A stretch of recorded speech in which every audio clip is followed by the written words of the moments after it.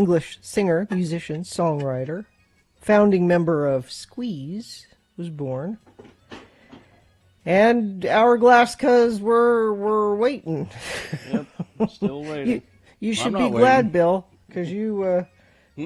because at first I was lobbying for White Lion Wait as our opening number.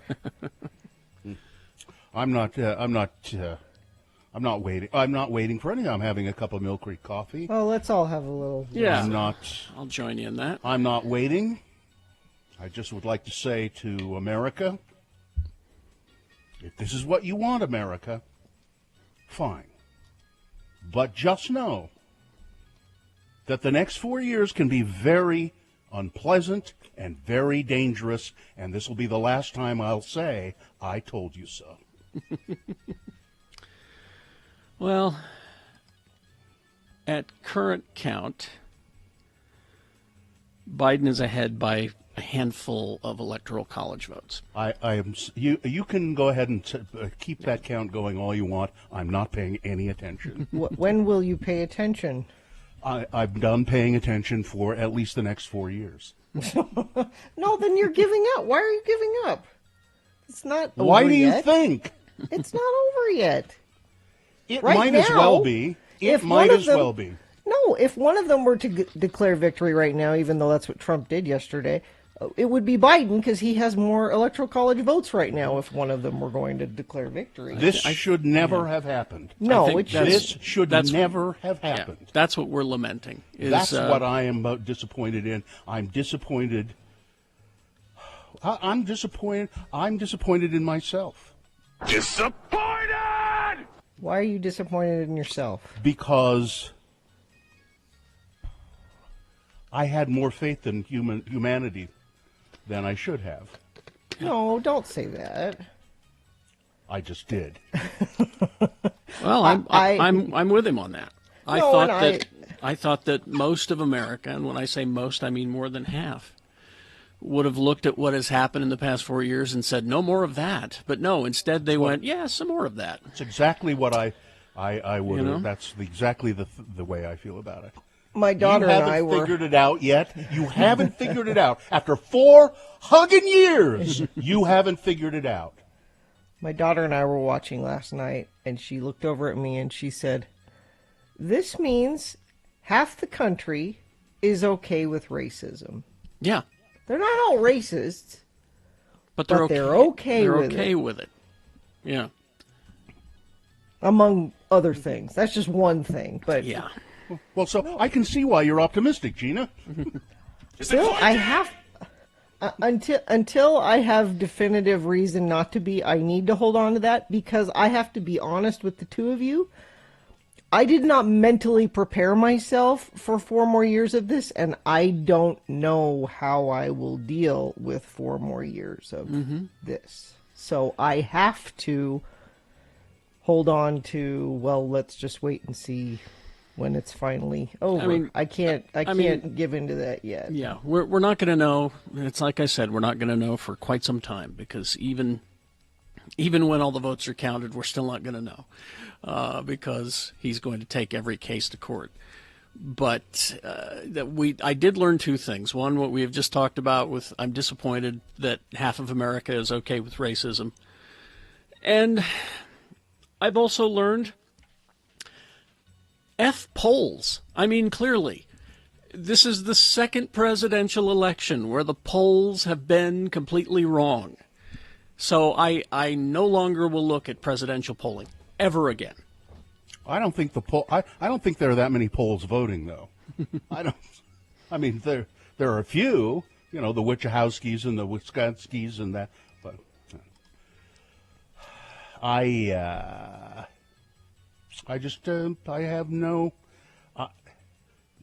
What apparently I can see so clearly, other people cannot, and I don't get it anymore. I don't understand. Do you know what we live in this radio from hell bubble too, where our friends of the program and people we talk to and interact with, we all seem like we're on the same page, and then I see the Utah State results. Well, Elections. but those are not a surprise. No, but I feel like They're not extreme, except for, I mean, okay, okay, Spencer Cox is the new governor, Yeah, not as we unexpected, and he's not an extreme no, person. he's not who I was talking about. And the only extreme, well, I mean, I guess I don't understand Sean Reyes. I don't get it. That one I don't get- understand. Yeah. I don't get how certain things can be pointed out about his record and his career, and people don't go, well, I don't think I want that. I don't understand that. I really don't understand how Burgess Owens could even be close to winning. Yeah. Well, how that that seat one's is- how that one still hasn't been called yet. I mean, that seat That's has baffling. always been close, though. Even back when it was Jim Matheson's seat, that seat is never a definitive win ever. It's But this is always the close. but that's the thing is though we've got an extremely flawed candidate in Burgess Owens, and they don't care. Extremely flawed. At least, I mean, Jim Matheson. He ran against fairly qualified people as a general rule, and even Mia Love was a better candidate certainly than Burgess Yes, Owens. than Burgess. So here's the thing. This is how you know it's a cult. In North Dakota, Republican politician who died of COVID-19 wins election. It's a boner candidate. It's a boner candidate. I mean- the title of the boner candidate is the perfect metaphor for the 2020 elections. Yep. That's it. And Well- again, if my fellow Americans, if this is what you want, okay. No, not okay. Not okay. Okay, I have misjudged you completely. If this is what you want, okay. You're going to be sorry. You're going to be very, very sorry. But okay. I'm not going to let you give up yet, Bill. It's not too time late. to give. It's not time to give It's too up late. yet. I've given up. I have given up.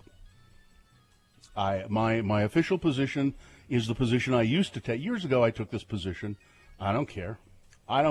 You I do really care, don't though. care. That's not true. You care. You care I'm too going much. I am going to find every day. I'm going to find another way to not care. As a matter of fact, I will begin every show with a tip on how to not care. I don't care. So, And again, we're not calling all the Trump voters racists. We're saying you're okay with racism. It doesn't. That's not a deal breaker for you, or you don't see it somehow. or you don't see it somehow. You don't get it. You don't see. Yeah.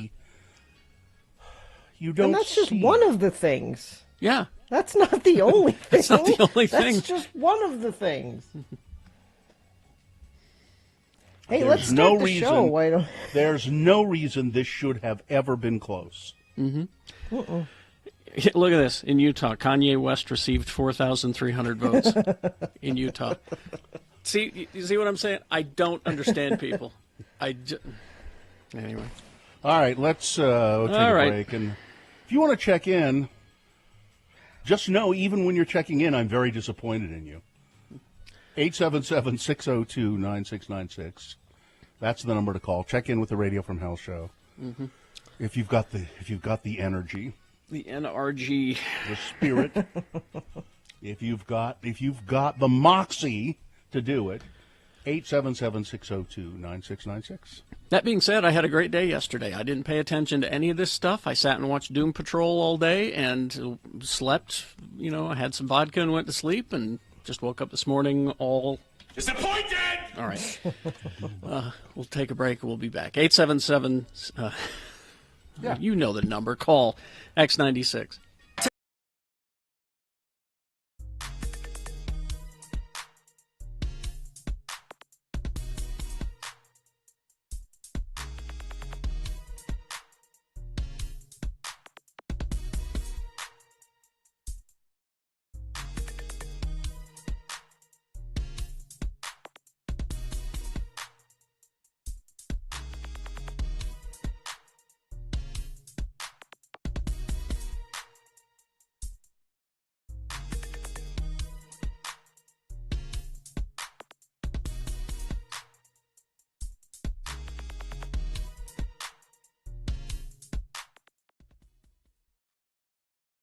Hello, sailor boy. Son, letter from your sea dog son. My son Festus. And actually, this one isn't for me. As you can see here, x96.com/live. It is addressed to the FOPs.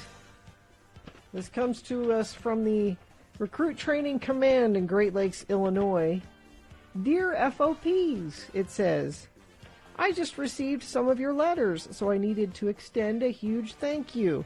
In boot camp, letters really are like Christmas presents after a long day of push-ups, cleaning the floor that's without a doubt already clean, and wearing camouflage that seems to serve no real purpose as everything around here is bright white. But as my mother has told you, the lack of knowledge on the outside world is frustrating to no end, so updates that you sent me really helped out. Peterbilt Brian, I was deeply concerned when I read about your truck stuck in the mud incident. I sincerely hope it's been unstuck. Abby, thank you to your husband for his service in the Air Force. You know, the Air Force doesn't have as many planes as the Navy. In your face, he says. Wow. But I am upset that you told me about Katy Perry's new baby without bothering to tell me the name. I will require a follow-up here. Paul, my boots won't shine either. No matter how hard I shine them, they just seem to get more dull. And having shiny boots is apparently a very big deal here. Thank you for taking the time to write me when there's way much better way to spend your time. Although, who are you kidding? You're just watching YouTube all day. Anyway, I graduate in 25 days, this says. This is how long it takes to get mail, because he's supposed to graduate on Thursday. Thank you for the updates. Take care of my sweet mother. And most importantly, remain seated. Signed, Festus. Also, thank you to Carter and Laura and Buddy. And I just got a text from his wife who said he needs your extra good thoughts today because it's his final PT test today. His final physical training test today, and if he's even off by 2 seconds, He's not got to gonna make stay. it. He's got to stay an extra 3 weeks. Bill, he No, asked he's for gonna positive thoughts. He's going to be home. He'll be home. They're going to drum him out. They'll drum him out. That is not positive thoughts. It's my prediction. He will be home for Thanksgiving. If he passes the physical test today, which is like running and sit-ups and jumping. Yeah. And then, here's the exciting thing. Battle Stations is tomorrow. Now, Battle Stations, it's a simulated ship, so it's not like out on the water, actually. But it's a ship that they, to your battle stations, and you have to go through what a regular day in the life of being on the ship would be, but it's like a video game. Because they throw stuff at you. Battle like, uh-oh, stations. there's a fire down in There's down a fire in the hole. down below. They just say down Yes. below. But like there'll be an actual fire. They'll yell things like "Belay that!" or there's a flood somewhere. Is he ever going to have to? Does he have to climb the rigging and trim the sails? Maybe. I don't know. And it's like 12 hours where they have to go through what it's like to be, and they throw every bad thing that can happen at it, man overboard or whatever, and they gotta. So if we're ever in a simulated war, we'll win. So think good thoughts for him for his physical test today, and battle stations tomorrow, and if all goes well, he graduates on Thursday. And then he ships out. And then he goes to medic school. Fills his duffel bag and ships out to Guam. So the flag that will be flying over the Utah State Capitol on Thursday is for him. Remember I told you that you can sponsor a flag, and then they take the flag down and send it to you. Now, I've already paid for it, so if he doesn't graduate this week, do I get a flag refund? Why don't you just keep the flag? For myself. Yeah. I can put it, I've got my flags back here. I could just put a big one right there. Mm-hmm. But we're very close. If he does all that and graduates on Thursday, he'll get his phone back so I can actually talk to him. Well, when you speak to his wife, or if you speak to him, remind him that he needs to make arrangements so he can vote. Yeah, I was going to ask him about that. I don't know what they do when you're at boot camp. How They don't allow you to vote when you're at boot camp. You should be able to vote extra when you you're lose. No, you lose all your rights when you're at boot camp. You're saying you should get 2 votes. Okay. Yes, you should get a vote and a half. You should, but you can't. You can't vote. You can't. They won't allow you to drink, and you can't vote, and they won't let you drive a car. But thanks again, friends of the program. I got a bunch of letters from you that I forwarded to him, and he really did appreciate it. It's his only connection to the outside world, and it meant a lot to him that you sent those in. So thank you. All right. So this has been... Hello, Sailor Boy!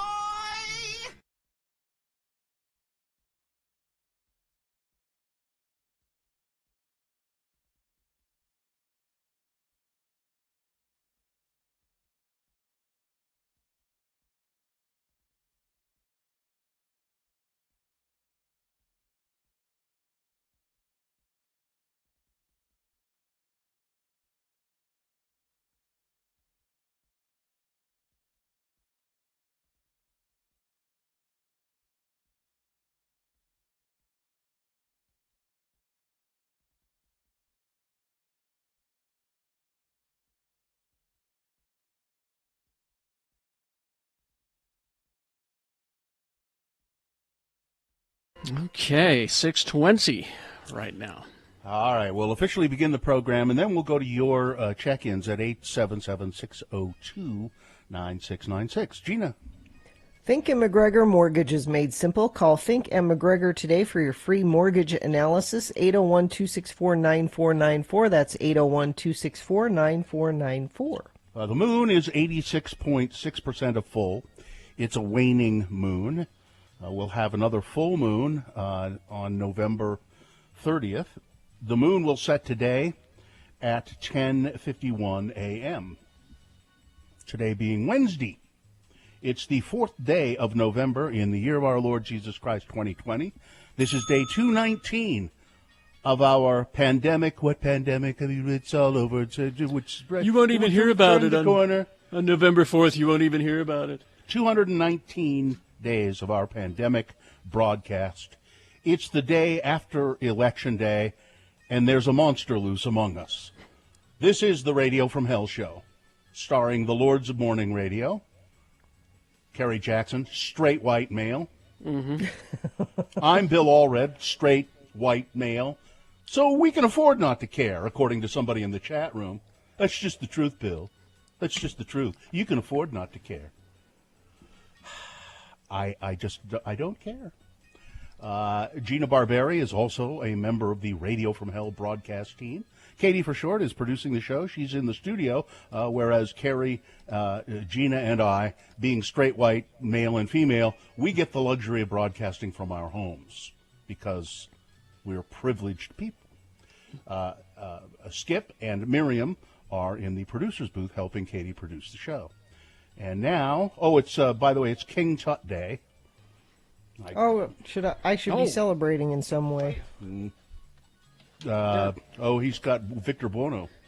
How do you have that just right there that you didn't have to go rummage around for it? It's just right there. I have several King Tut action figures. I've got one that looks like Victor Buono up here. If you give me a second, I'll go get it. Victor Buono, of course, who played King Tut on the old Batman series. And was very funny and campy as my favorite Tut. Batman villain. People say the Joker. No, King Tut, right there. Victor Buono, x96.com/live. Hey, really, Christopher Nolan really needs to do something with that. You know, I think so. Some of those old crazy Batman villains. You know, let's see. It's also Check Your Blood Pressure Day. I've done that. That's not a good day for that. Yeah. And it's this is the wrong day for this. Yesterday should have been this. Today it says it's Use Your Common Sense Day. That should have been yesterday. It's too late today. All right, your check-ins now at 877-602-9696.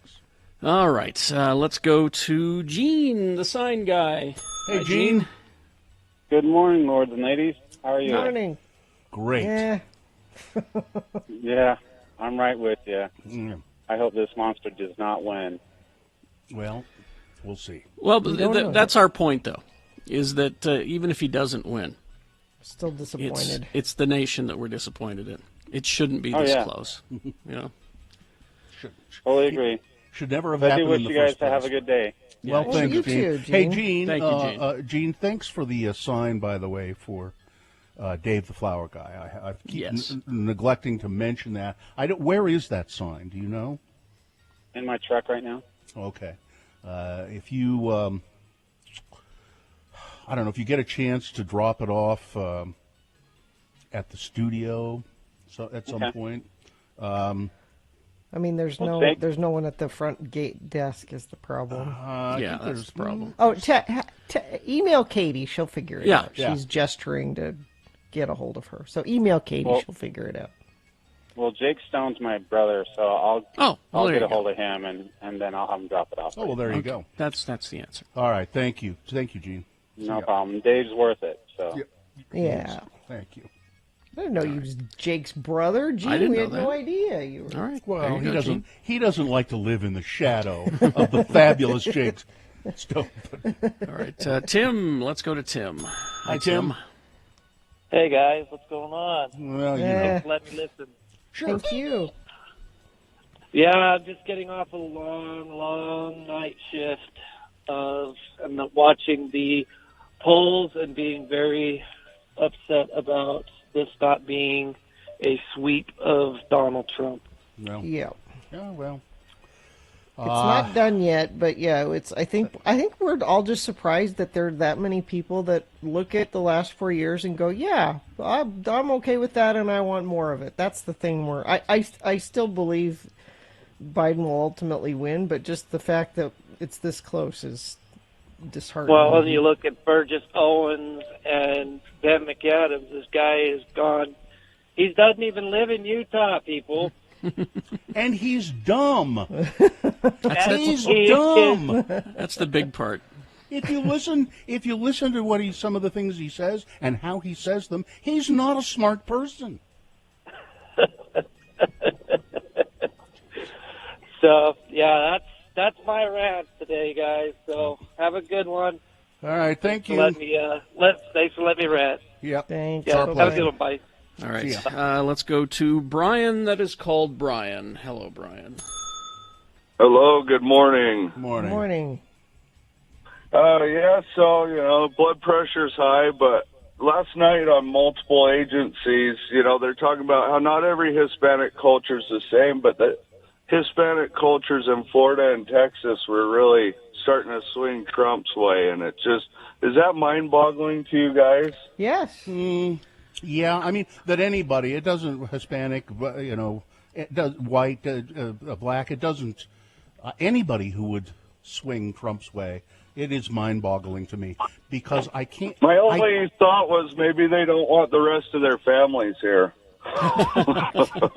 Well, there are all kinds of Hispanic people. There are a lot of people in Florida are from Cuba. And Yeah, and they're not the same, but they're it very just kind of conservative. was mind-boggling to me. yeah. No, that with the Cuban population, the thing that got to them was the socialism chant, because they come from that, and then they're afraid of it, and so that worked in Florida. Was saying, well, if you vote for Joe Biden, you're voting for socialism. They're like, well, we don't want that. We just came from that, so it worked. Well, for they, them. It's not the same kind. So of- realistic political talk. Very They- realistic. They came from, Gina, Castro's socialist country. And he was a dictator and an autocrat, and he kept his thumb on, and the current government as well. One thing about Cuba, they have great medical care there. Yeah. So Mm-hmm.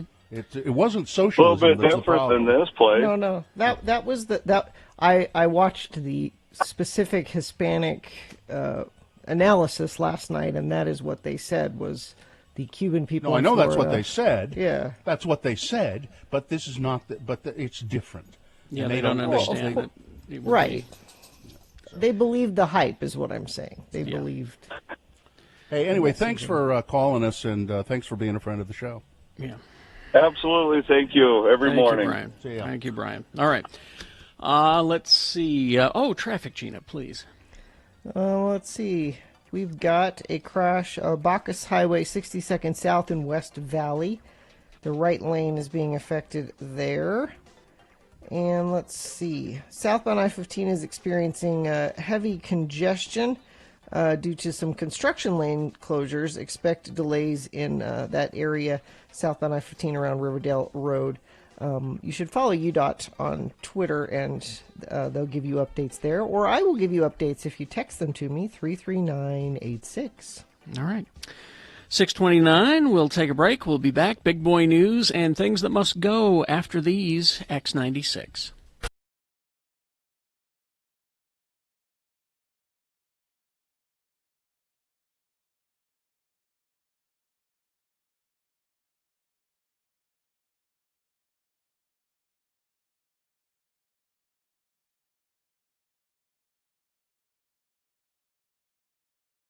All of the Beat Gina topics have been specifically chosen for their relevance and entertainment value, and all of the answers have been thoroughly vetted and researched, and anyone who says different is itching for a fight. And now, let's welcome the host of Beat Gina. He's the sharp-witted and fashion-forward man of the hour, the one and only, because they broke the mold when they made him, Kerry Jackson. Thank you, Johnny. You're welcome, Kerry Jackson. Thanks for coming up out of the basement to keep score with us. You're welcome. Every Thursday. My pleasure. All right, let's. We do have a full phone bank, but during the break we talked about who we're going to pick to be a contestant, and Gina has decided that Hank is going to be the contestant. Thanks for the other two people who called. We appreciate it. Hank said that if Gina beats him, that he will go to Squatters, just a block away from us. Moochie's. There, Moochie. Oh, was it Moochie's? I thought it was Squatters. Moochie's, Well, Moochie's, meatballs and more. Several locations of Moochie's. Yes. Several locations of Moochie's, meatballs and more. All right. Well, thank you, Hank. All right, Thank Hank. The movie is Hocus Pocus. That's the trivia topic. And how we determine who goes first is a simple coin toss. So I would like you to tell me heads or tails, and I'll use the coin toss app to determine it. Let's go heads. Heads. All right, let's see what happens. All right, coin toss app says heads. You go first. Oh, All right. man. That gives you an advantage in the game, Hank. Here's how it works. Your question goes first. You get a chance to answer it exclusively with no interference. If you get it right, you get the point. If you get it wrong, Gina gets a chance to answer it and steal your point away. We'll go back and forth until we have somebody with 3 points. That will be the winner of the game. All right, here we go. Hank, here's your question. The excitement is so thick you can cut it with a spoon. Hank, what was the final ingredient for the life-sucking potion? What was the final ingredient for the life-sucking potion? Was it A, a chocolate coating? The chocolate coating makes it go down easier. B, eyes of newt. C, a bit thine own tongue. Or the final ingredient for the life-sucking potion, D, open the schools. Masks or muzzles. Do your research, sheeple. Let's go B. B, eyes of newt. Incorrect, Gina. C. C, a bit thine own tongue. There you go. Well, the score is 1-0 for Gina, and Gina controls the question. A chance to sort of really command the game with this one. All right, let's pick a good one here for Gina. All right, here we go. What do the sisters use to fly after their brooms are stolen? What do the sisters use to fly after their brooms are stolen? Was it A, a single-engine Piper Cub powered by a tremendous sense of self-satisfaction? B, a broom, a mop, and a vacuum? C, a Swiffer sweeper, a Swiffer wet jet, and a Swiffer duster? Product placement is key. Or D, took a cab? That'd be B. Oh, a broom, a mop, and a vacuum. Very good. All right, it's 2-0 for Gina. Hank now controls the question. Hank has a chance to get back into the game with this one. All right, Hank, let's go here. What was the name of the high school that Max and Allison attends? What was the name of the high school? Was it A, Rydell High School, B, Halloween Town High, C, East High, or D, Jacob Bailey High School? Oh, man. Let's go B. B, Halloween Town High? Yeah. That is incorrect, Gina. Well, it's not Rydell, of course. That's the Grease High School. Everybody knows that. Is it D? D, Jacob Bailey High School is correct, and by This is- golly, Well, it was a sweep. I'm Hey. sorry, Good job, Hank. Sorry, Hank. You screwed the pooch, as they say. Yeah. My bad. Zero points. You guys are the best. Oh, Hank, you're gonna go to Moochie's, right, and get some lunch, get some Yes. meatballs Yes. or more. get the Philly cheesesteak egg rolls, I'm telling you. If Delicious. I'll try if you're those. gonna do that, Good Hank, why don't questionable, we but now I'll try them. why don't we give you a tote bag so you have something to carry all your meatballs in? How about that? Well, no, he's gonna. Thank you, Gina. Gina, he's going to go. He's going to go before he'll ever be able to get the tote bag. I hope. Well, true. there will be meatballs in the future that need to Yeah, be that's toted. It's Thank you, guys. It's often cloudy with a chance of meatballs. All right, I'm gone. Goodbye, Hank. Oh, nice Johnny. hearing your voice, Hank. Thank you, and Hank. hang on the line, Hank, and I'm going to go away now. We'll get you on hold, and you can. We'll get your information for the tote bag.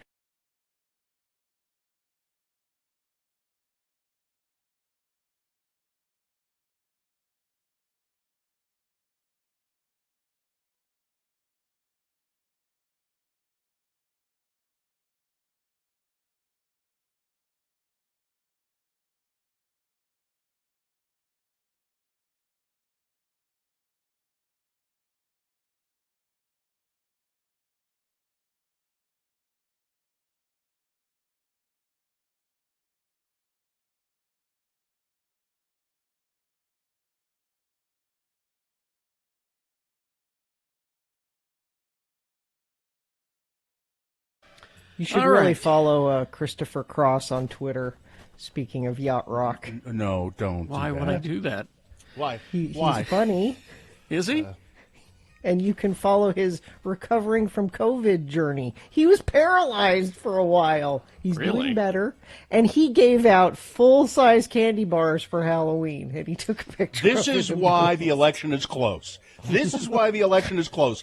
This woman right here and what she chooses to do on Twitter. He's funny. I like him. All right. We got things that must go coming up in a moment, but first, big boy news and a pinuendo brought to you by. Make sure your furnace is ready for winter, and winter's coming, by the way, on Saturday, just so you know. Scott Hale offering a furnace tune-up for only $39. Call Scott Hale, 801-264-HALE. Well, yeah. I mean, things are just the rumors swirling, the news. What can you believe? So I mean, there are all these rumors that after the big Kendall Jenner birthday party, that Miley Cyrus unfriended the Kardashians, and I couldn't believe it. Well, Miley has put those rumors to rest. Oh? She responded. She said, "I did not unfollow the Kardashians on social Phew, media. that's a relief. I did not unfollow them. I was not. I was somewhat critical of the birthday party or the Halloween party, but I didn't unfollow them. We're still on fairly good terms via social media. So I'm glad that those rumors have been put to rest. And now we can move on to something way less important. Across the United States yesterday, voters cast ballots in a presidential election in which the uncontrolled coronavirus pandemic was a top issue and a threat. At least for some people it is. Apparently for others it is not. Millions of Americans turned out to vote. The nation was facing a rapidly escalating pandemic that is concentrated in some of the very states seen as critical to determine the outcome of the presidential race. From Wisconsin to North Carolina, infections were on the rise as the nation barreled toward 10 million total cases. More than 92,000 cases were announced across the country just yesterday, Election Day. One of the highest totals of the pandemic, along with more than 1,120 new deaths. Hospitalizations are topping 50,000 for the first time since August 7th. The virus has left millions of people out of work and killed more than 230,000 Americans. So you can see why the President of the United States, Donald J. Trump, would say, "Oh, coronavirus, coronavirus. I'm tired of hearing of it. I'm tired of hearing of it." And I could see why you would vote for someone like that, who is apparently totally indifferent to 230,000 dead people. Totally indifferent to it. So I get why. I get why the election is close. The outcome is unclear in 6 swing states: Georgia, Michigan, Nevada, North Carolina, Pennsylvania, and Wisconsin. All are still counting votes. We may get some final total counts today, while others could take a few days. Biden is still the favorite, even if narrowly, just about everywhere, according to people who study these things. The outstanding ballots are mostly mail-in ballots, which are likely to favor Biden because more Democrats than Republicans voted early this year. He leads in the current vote count in Nevada and Wisconsin. Trump leads in the remaining 4 states. I don't think people have fully internalized how democratic these mail and absentee ballots will be, said one poll watcher. They will swing. This poll watcher says that I am sure they will swing Democratic, and that will favor Joe Biden. But Trump has been laying the groundwork for the last 6 weeks about how don't believe these mail-in ballots and there's fraud and we need to stop counting now. We need to stop counting. Because they've been predicting that this is what would happen. It would be very close, and it would come down to the mail-in ballots. And he's been laying that groundwork for you to be distrustful of perfectly legal, not fraud. Don't open them, ballots throw them away. Don't put them in the paper shredder. Don't open them, throw them away. Those ballots. Don't open them. That's kind of where he wants that to go. Yeah, that's exactly where he wants it to go, and some of those states are enabling it. Republican Spencer Cox elected Utah's newest governor Tuesday. He defeated Democrat Chris Peterson with about 64% of the vote. We'll have him on the show later today. He's supposed to check in with us later today, Spencer Cox. He's served, of course, as the lieutenant governor since 2013, and he will replace my pal Gary, who has chosen to retire at the end of this term. Is Gary going to join your book club, Bill? You should invite him to your book club now that he has time. I don't have a book club. There's a literature group that I spend some time with, where right now we're discussing the poetry of Philip Larkin. Yeah, he'd be great with that. He recognizes the. No, he doesn't recognize anything. He recognizes stuff. That's right. He doesn't recognize, he recognizes. Of course, Deirdre Henderson is Spencer Cox's lieutenant governor. Ben McAdams has a lead in the race against Burgess Owens. Ben McAdams, of course, the Democrat, the only Democrat in our congressional delegation. Those votes are still being counted, and the race has not been called for either one of them.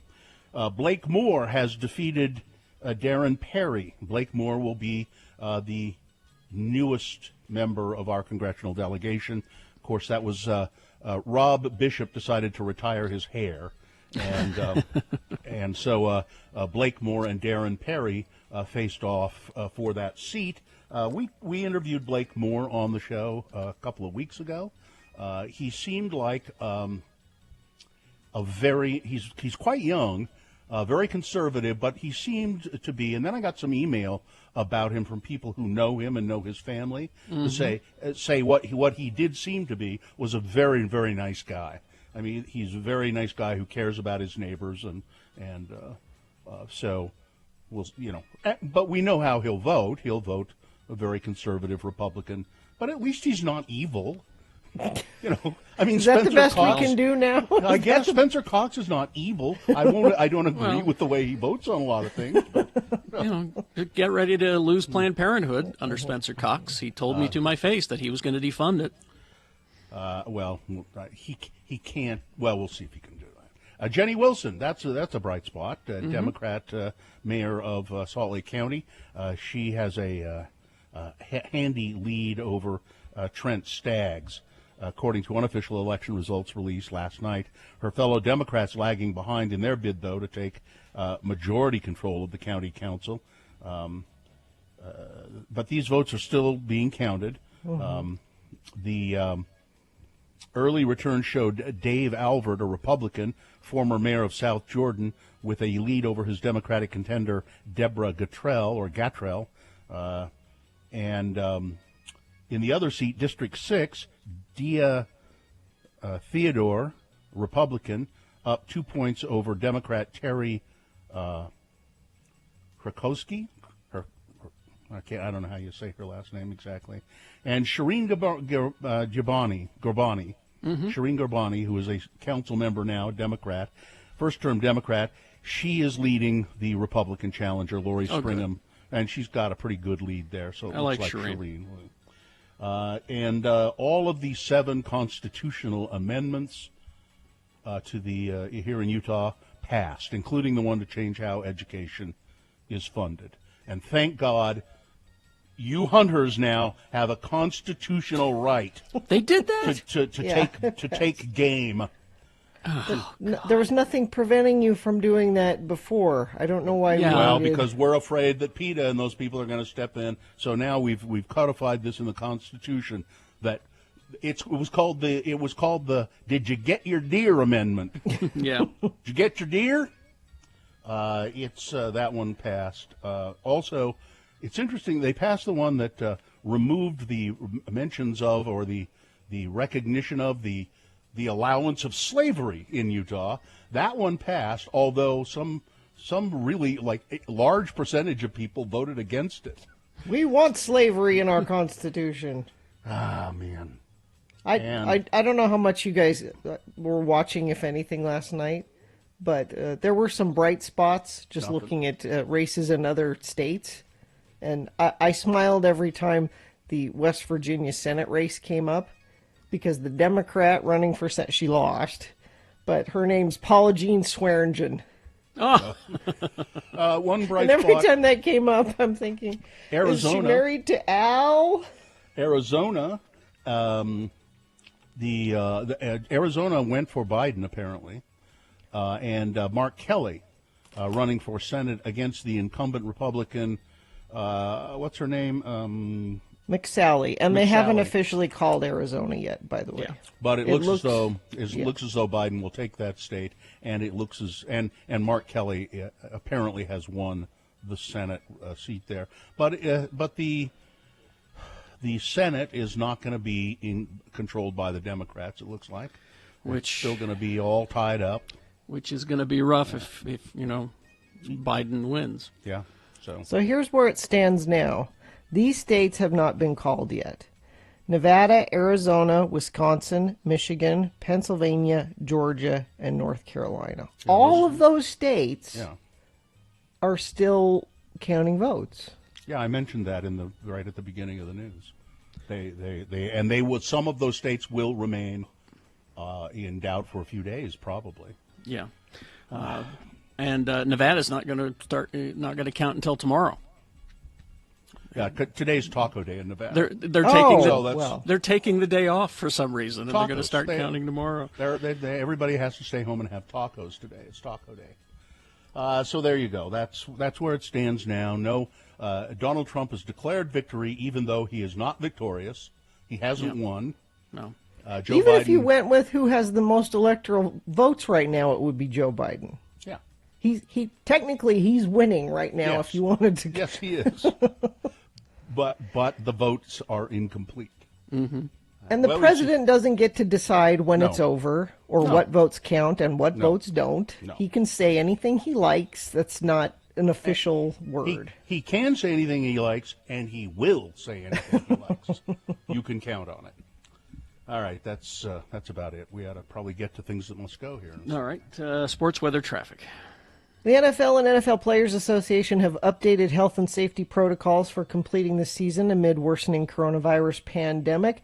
They are now not before, only now, are requiring all players and personnel to wear masks or other face covering at all times inside the locker rooms, halftime, pregame, postgame, unless they're out on the field. I don't know why it's taken till now. Maybe it's because John Elway was just diagnosed with COVID-19. Maybe that finally made them think we should. But more and more players are testing positive. So now all of a sudden they're going to start being more strict with the masks. Weather, today's one of those warm days. I told you we would have a few of them. 72 for a high. Tomorrow, 72. Friday, 73. And then overnight, Friday night into Saturday, things start cooling down with rain and possible snow into Sunday. Only a high of 40 on Sunday. Big changes coming our way this weekend, so enjoy the warm weather while we have it. Let's do a little bit of traffic. Oh, actually, we'll do traffic after things that must go. How about that? Oh, okay. Well, things that must go then, brought to you by. Has 2020 got you rethinking your career? Join the Department of Workforce Services at a virtual apprenticeship fair Tuesday, November 10th from 2 to 6 p.m. To register, visit jobs.utah.com. Things that must go on the radio from Hell Show. These are things that are bugging you, our friends of the program, things that you just can't take it anymore. You want these things gone from your life. So you put them down on an email and send them to radiofromhell@x96.com.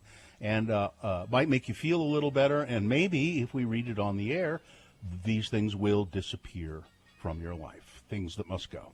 The first one, I have one. It's the fact that the election is so close. That really must go. Yeah. That must go. Just put that up for all three of us, I think. Yeah. Okay.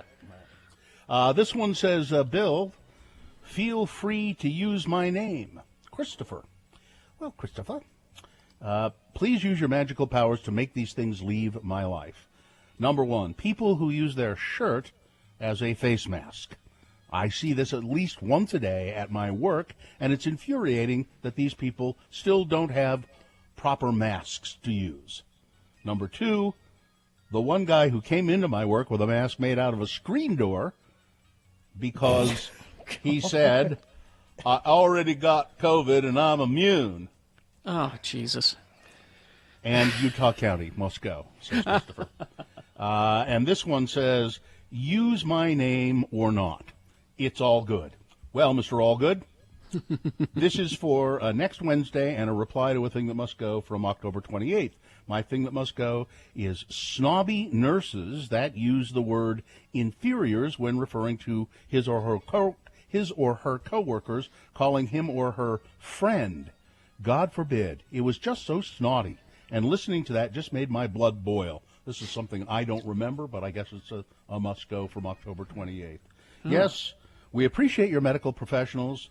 We appreciate you, especially right now, but referring to your coworkers as inferiors is incredibly disrespectful, and I think that that person's ego is out of control. I was disgusted when I listened to that, so that's my thing that must go. Thanks for listening, and I appreciate you guys. You save my sanity every day. And then all political campaign signs must go. Well, they'll be cleaned up here by the end of the next couple of days. I took all mine down last night. Yeah, there you go. All right, Gina? Let's see. Election Day not being a national holiday must go. Yes. We all need to have the day off and go vote. Or, maybe we don't. Luckily here we can vote by mail and everything. But for people that don't have that, it's give them the day off. People still refusing to wear a mask properly. We probably all have these mask ones in our list of things that must go. Grow up, get over it. We hate them, but I also hate wearing a bra, but I wear one for the public's sake, not mine. It's the same thing. Thanks for letting me listen. You make my 12-hour shifts go by faster. That was from Brittany. And we have this one. From Aaron, my thing that must go is Utah's lackadaisical attitude toward the pandemic. My mother has Alzheimer's and lives in assisted living in West Jordan. This may be one of the last years she has the ability to enjoy holidays with her family, and I'm quite frankly terrified to visit her for the holidays. I've listened to you guys off and on for almost 20 years, and you remind me of home. Thank you for fighting the good fight, Aaron. And finally, this from Adam. Good lords. This is Adam. While waiting in gas line at Costco, I've decided these things must go. Just because you're a member doesn't mean you get to act like a tool. People who cut in line. When the front two pumps are open and the driver in front of you, instead of pulling all the way up to take the front one, forces you to try to go around and back into this, just pull all the way up to the first pump. People who print out the receipt, unless you're using your vehicle for work, then you're excused. Every other person, though, no one does anything with that receipt. You don't even look at it. It just creates waste for nothing. Just stop. The damn pump even gives you the option for no receipt. Thank you, as always, for my dose of medicine every morning, Adam. Carrie? All right, this one from Jay. This sentence I'm having trouble with here. Half-sized paper towels because they're too small to use for anything, and everyone complains that he's wasting paper towels when in reality he needs to compensate for the size. Well, I get it, Carrie. Let me. So that's there are those paper towels that you can. Yes. The perforated or is a smaller one. So he's taking two instead of just the one, and people are saying, you know, his penis size is small because he's doing it. Okay. That's what he's talking about. Yeah, I didn't get any penis out of that at all. I speak vagary. Good, because there's no penis reference in there. Sure it is. No, he's just saying. Well, okay. Also from Jay, that one guy at the checkout who can't seem to get his card out before he gets in the line at the grocery store and instead spends ages getting it out while people wait for him. Is there any double entendres there? Nope, I think that's good. Okay. Oh, no, Gina, now there's a penis reference. Pulling out the cart, you know, come on. And finally, the ATM guy at Costco and Sam's Club who checks the receipts of everyone leaving instead of just making sure they actually checked out while they were checking out. What? That's the guy's job. Yeah, and plus you'd have to hire more people if they to be at every. All right. People not picking up after their dogs. Yes. Adding bulky garbage to the already overflowing neighborhood dumpster. MLMs must go. Let's see. Good morning. Thanks for letting me listen. First, the person in Salt Lake who drives a white BMW that has strobing headlights. How is this even legal? They are extremely distracting, and I'd be surprised if they haven't caused seizures in pedestrians, passengers, or even other drivers. I don't care how cool they think it is. It has to go. Also, the 10 to 11 o'clock hour of radio from hell-shaped hole in my heart must go. Maybe I should talk to Todd about that. There you go. Things that must go on the radio from Hell Show. Okay, before we get to traffic, just a quick reminder, it's Ask an Advocate next. So you can talk to a lawyer. Call and ask a question of a lawyer for free right here on the radio, 877-602-9696, right after these messages. You think you got a case, huh? Yeah, you do? Find out. Traffic, please. Yeah, and I forgot we went to 11 for a while. That I had to think about that for a minute. I'm like, oh, we did that, didn't we? That was a long time ago, or it feels like it was. Crews are removing the overnight construction barrels on I-15 southbound near Roy. Traffic is still at a crawl from 31st Street in Ogden. Allow about 20 or 30 extra minutes to get through that area until they get them all put away. Reports of a crash on Mountain View Corridor at Rosecrest Drive in Harriman. Delays heading south in that area. And let's see, we have a report of a crash. U-111, 60 seconds south. There's a little bit of delay at the intersection in all directions, but there's also a traffic light there. Let's see. Yep, nope, that's it. If you see something, text it to us, 33986. All right, 877-602-9696. Call and ask an advocate right after this. You can talk to a lawyer. Find out if you have a case right here with all of us. It'll be, 877-602-9696 right after these. Now, I saw this story today, and Is that the one I was going to mention earlier? the headline is, creator of the Labradoodle calls it Frankenstein's monster. Excuse me, I'm sorry. This was my dog. His name was Tippy. Now, I know a Labradoodle. I know That is a several. lovely dog. I know several Labradoodles. Okay. Or golden doodles. That's another kind Yeah. of doodle, but this Oh, is maybe this is a golden doodle, I know. this is the Labradoodle specifically. I'll read you this. An Australian man who created the world's first Labradoodle says he regrets creating the popular hybrid breed, claiming in a recent interview that the majority of the dogs are, quote, either crazy or have hereditary problems. Wally Conran bred the first Labradoodle, a cross between a poodle and a Labrador retriever, in 1989 for a blind woman who couldn't have a guide dog because her husband was allergic to the dog hair. Oh, I see. Okay. Fast forward 3 decades, which I didn't realize they'd been around that long, but the Labradoodle's become one of the most popular mixed breed dogs in the world, a fact that doesn't sit so well with the man who made them. I opened Pandora's box and released the Frankenstein's monster, said Conran. He fears people are overbreeding the dog, creating versions of their own, including Groodles. What's that? Well, this says golden retrievers and poodles. I always thought that was a I thought that's golden a doodle. Golden doodle. Yeah. Okay, maybe it's Groodle. Golden doodle sounds better, but Spoodles. spaniel poodle. Spaniel poodle. Spoodles! I find the biggest majority are crazy or have hereditary problems. I have met some damn nice Labradoodles, but they're few and far between. He spent 3 years trialing more than 30 poodles as guide dogs because their hair was hypoallergenic, but they didn't have the right temperament. They're damn cute dogs. They are. So I wish they would do one that tastes like cotton candy. But they're everywhere. They are. Well, and apparently we haven't known that they're crazy. Yeah. Well, the one I know, I don't know him well, but it belongs to Luba and Nome. His name is Leo because he looks is like a lion. Is he? So I think he's a golden doodle. Maybe so. He's got floppy ears.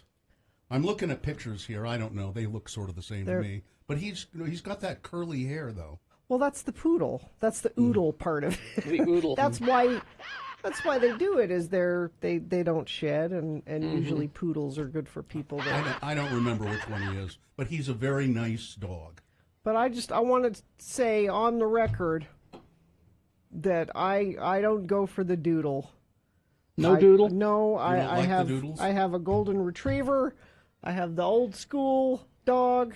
I don't cotton to the mixing of oodles and doodles. And Are it's- you a racist? No, You're a I'm racist. This is misogynist. You're a misogynist.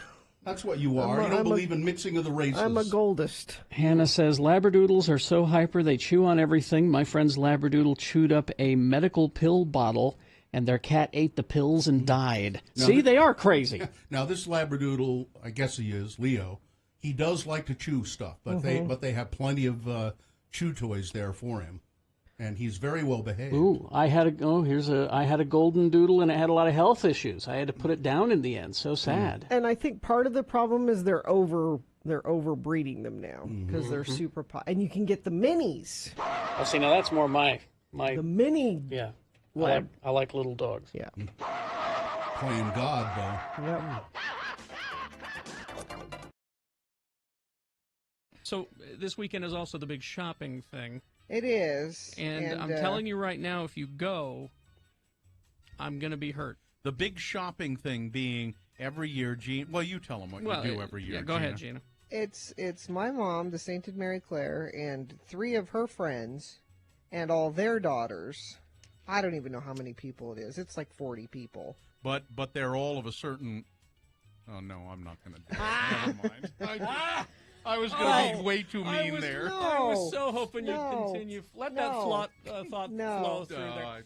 In fact, one of the mothers was shopping a day or two ago with her daughters. I'm not sure where they were, but Getting she a was jump trying to, on it, were they? Well, no, they were trying to buy the matching jammies because we all wear matching jammies, and Those are pajamas for those of you who don't know Yeah. what jammies are. matching jammies. And the mother said, "Oh, I want these." And they said, "Well, we need to order them in." And she said, "Well, I have to have them by Thursday." I'm like, "Why do you need, 5 pairs of matching jammies by Thursday?" And she said, "Well, we go on this shopping trip every year." And he said, "Is this Gina Barberi's shopping trip?" God. Okay, so we don't need to explain it. Everybody seems to know. But here's the deal, is that if you go...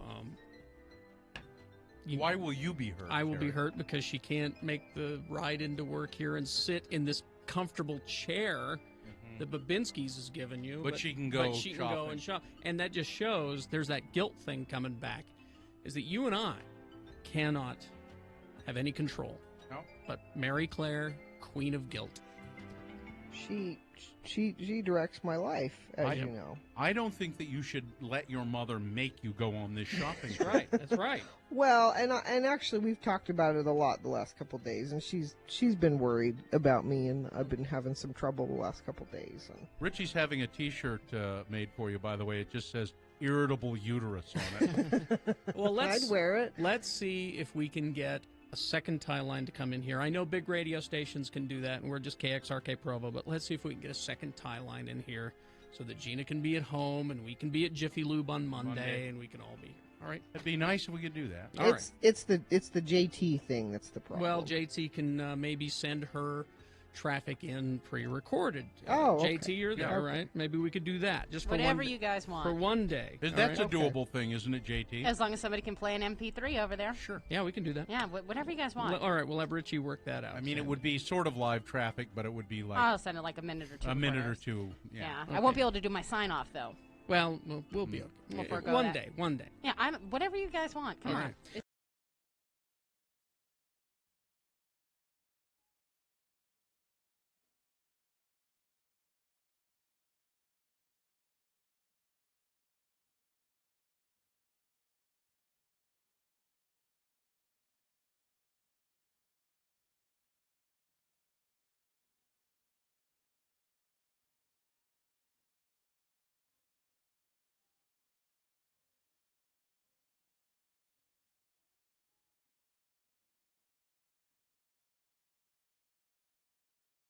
Along with Big Boy News and Opinioendo, all that and more on the way. Katie, hit that, would you? The following is a sponsored feature.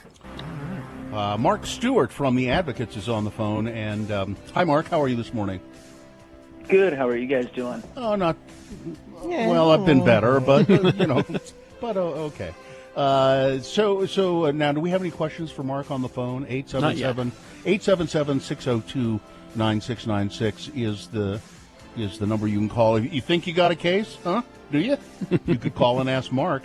But let me start, Mark. You have something. Okay. I just want to know how you determine if somebody has a case or not on the phone. What kind of? So I call you up and I say I got in an accident and my car was totaled and my neck hurts.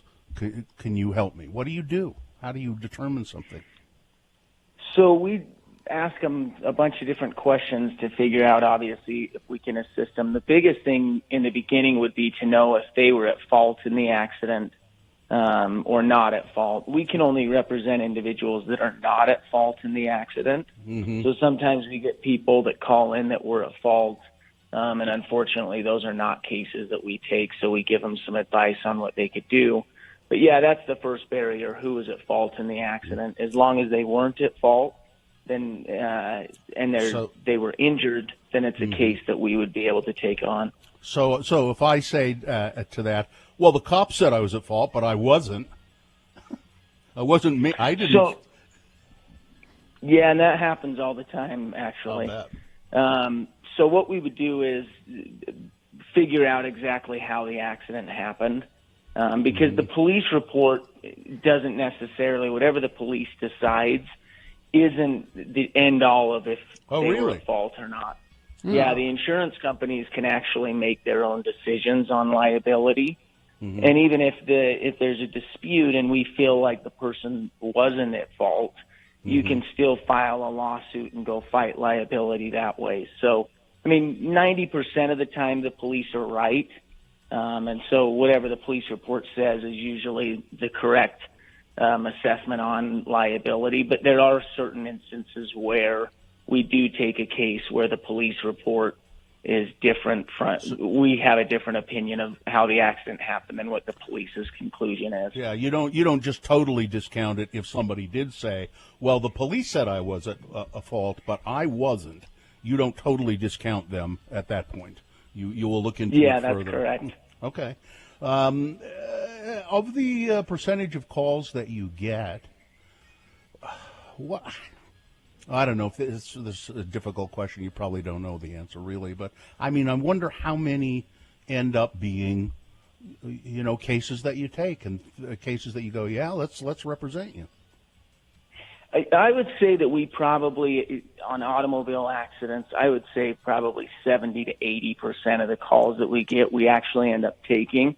Really? The other deciding factor for us is, were they injured? Because in Utah, to have a case, it's not enough to just not be at fault. You actually have to have injuries, and you have to have medical bills that exceed $3,000 in order to have a case. Mm-hmm. So if you're in an accident and you weren't injured, that would also be a scenario where we would not be able to assist you. But if you're injured and you're getting medical treatment and your bills go over the $3,000 Utah state threshold, then it's a case. Now, I know the advocates in the past we've talked about in some ads we've done for you that it's not uncommon for you guys to help your clients find medical assistance, rental assistance, medical equipment, all of that kind of stuff. You do that, right? Correct. Yeah, we can definitely help if they're without a car because their car was totaled. We can help get the insurance companies to get them a rental car so that they have a way to get around. And then we definitely, if they are injured and need suggestions for medical providers, doctors that they could go and see, we can provide them with suggestions of someone that they could go and see. What do you say to people? What do you say to people who think, "Oh, I don't want to sue anybody. I'm not that kind of person." What do you say to people that have been injured in an accident and are reluctant to call an attorney because they feel like I'm just not that sort of person? Right. So we hear that a lot because a lot of people view an accident as exactly that. It was just an accident. It wasn't like the other person intentionally tried to hit them. In Utah, everybody is pretty friendly and doesn't really want to sue someone for causing an accident. So the easiest way... I want to sue anybody I can. Hey, Bill, lawyers like guys like you. So in those types of situations, the easiest thing that we are able to explain to people is we only actually end up filing a lawsuit on about 5 to 10% of the cases. The majority of the time, we're able to just reach a settlement with the at-fault driver's auto insurance. And so the other person's not even getting involved in the accident. We're just taking advantage of the auto insurance, doing exactly what it's supposed to do. The reason that we pay for auto insurance is for instances where we're in accidents, and we need that insurance to cover us if we cause an accident. So most people, when they understand that they're not actually suing the other person, they want to make sure that they're treated fairly because they don't want to obviously pay for medical bills from an accident that they didn't cause. Yeah. So there you go. I mean, when we say there are lots of attorneys around, but you really do deserve an advocate. If you've been hurt in an accident, call the advocates. 801-355-5550, if I remember correctly off the top of my head. 355-5550, or UtahAdvocates.com. And who knows, it may even be attorney Mark Stewart who takes your case and works on it. Mostly automobile accidents. Give us an example, Mark, before we let you go. One unusual case that you guys decided to take. It wasn't a car accident. So some of the unusual ones that we end up taking are slip and fall and trip and fall cases. So as we're getting into winter and icy and snowy conditions, people that fall as they're going into a business, those types of situations are cases that sometimes I think people don't think that they have a case. So we always encourage people just to give us a call. Good. We're happy to talk to them even if they don't have a case. Mm-hmm. All right, Mark. Nice to talk to you. Thank you. The Advocates, UtahAdvocates.com. We'll chat with you again sometime soon. Great. Thanks, you guys. Have a good day. Okay, thank you. 7:13 right now, and traffic, Gina. Still some residual delays on I-15 near Roy. This is due to overnight construction. They are getting those barrels out of the way, and that should be flowing a little better soon. Reports of a crash Mountain View corridor at Rosecrest Drive in Harriman. Delays heading south in that area. And what do you see? Text it to us, 33986. Okay, here we go. Boners round one. Here are the candidates that you will be considering. Boner candidate number one, the perfect metaphor for the 2020 election. Boner candidate number two, well, I hope he was grounded. And boner candidate number three, this is not the sort of behavior we expect from our first-class passengers. All right, round one of your boners coming up. Stand by for that. Also, Big Boy News and Opinioendo, all after these. Hoops Vision Correction, HOOPES Vision.com. Yes, Hoops Vision. If you want to see clearly without glasses, without contact lenses, do what I've done, what Carrie's done, many of our family members have done. We've gone to see Dr. Philip Hoops Sr. or Jr. At Hoops Vision, and they give you an exam. And it may not be those two specifically. There are plenty of talented professionals out there. They give you an exam, and they say, it looks like you're a good candidate for a LASIK procedure. And then they talk to you a little, but they don't pressure you. You know, that's what another interesting thing about this free, no obligation appointment. They don't pressure you into anything. They just say, you're a good candidate, let's consider it. Right now, you can get $500 off per eye. That's $1,000 savings if you have both eyes done. Call 877-30-LASIK to make your free, no obligation appointment, or go to hoopsvision.com. There are 80,000 uninsured children in Utah who started. I had a Mary Jane candy yesterday. I've never heard of a Mary Jane candy. Mary Jane's. Mary Jane's. You get that in Colorado? It's you ever heard of Mary Jane? No. Famous old candy. Originally made in 1914. That's probably stale. By the Charles N. Miller Company, later by Stark Candy Company, now manufactured by Necco. Oh. And did you go back to Backyard Birds? No, my my 11-year-old daughter, little Mrs. Bill, went up to the 7-Eleven and came back and said, "Look, they have Mary Jane's up there." She knows what that is? Sure, she's had them before. But listen, we know candy in our family. Old candy. And new candy. They know all kinds of candy. The candy, Mary Jane's, Charles Miller invented this candy and named them after his favorite aunt, Mary Jane. Ah. And there's a picture of a little girl on wonder how his other aunts felt about that. Well, he had a favorite aunt, Mary Jane. Maybe he didn't have any others, but they're terrible. Really? I've forgotten how terrible they are. I think they maybe used to be a little better. It's peanut butter, essentially, or peanut. There used to be peanut butter, sort of more peanut butter in them, and peanut butter and molasses. And they're chewy, like taffy. Yeah. But now they're just more sort of molassesy and sugary and very little peanutty. I was disappointed, but she was excited to find them and enjoyed them. Never had a Mary Jane? No. Would you eat a Mary Jane if somebody gave you one? Not when you've described it, how terrible it is. Well, but I mean, if I just said it was peanut butter and molasses, would you go, "Oh, I'll try that"? Yeah. You don't have anything against molasses? No. It's just kind of... What would I have against molasses? Well, I don't know. You have weird food things. Molasses is fine. I thought, I think I have things in common with molasses. That's well, you're as slow as it. Yes. But in January, that's what my mother used to say. Would you hurry? You're as slow as molasses in January, which is, I think, the slowest of all molasses.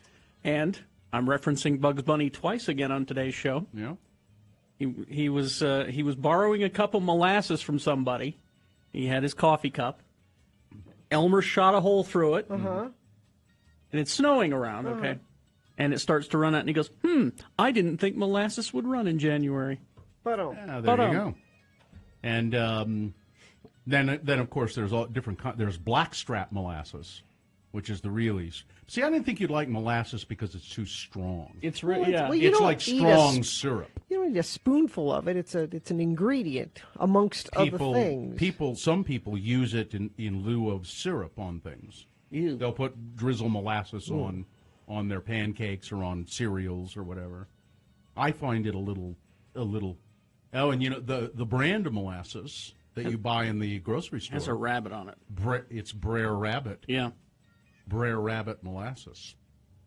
So I insist on Brer Rabbit molasses. When buying molasses. I don't think we can go into the whole reason that why Brer Rabbit might be on the. Ask your grandpa about Song of the South, kids. Yeah. Or when you go to Disneyland, what is it? Big It's Thunder Splash Mountain? Mountain. Splash Mountain. Splash Mountain is full of characters that Disney no longer promotes or uses. But they're in there. Yeah, that ride. But that's the only place. Your laughing place. Isn't that what they say? Yeah. Your laughing place. That's where Brer Rabbit is. Yeah. I like that ride, actually. Always get wet. And it's a nice place to cool off at Disneyland. Mm-hmm.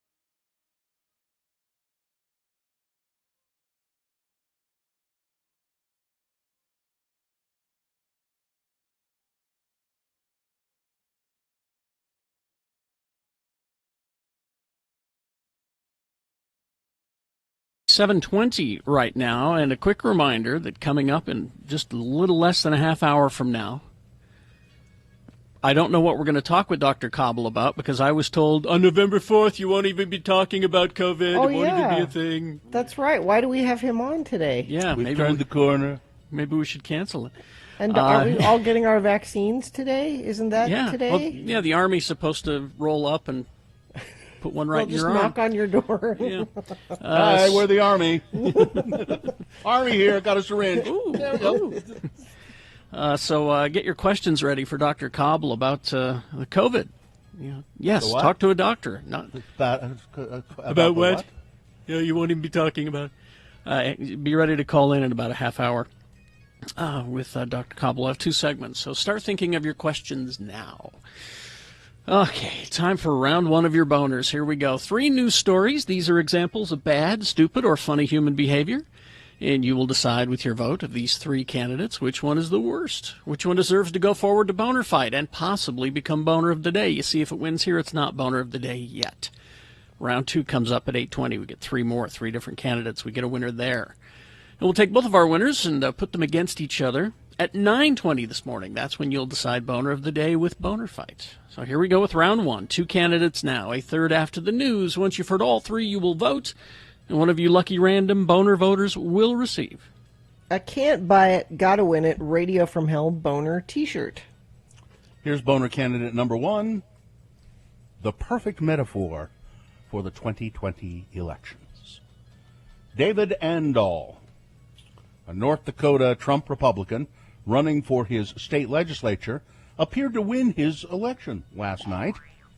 There was only one problem.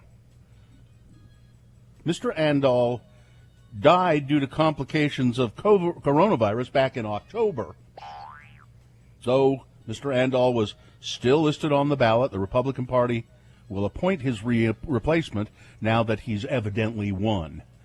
If a deceased candidate receives the majority of the votes, the candidate is elected, said North Dakota Attorney General Wayne Stenheim. However, if the prevailing candidate has died, well, we can't very well put a corpse in there, although you look around the legislature, sometimes you think there are corpses in there.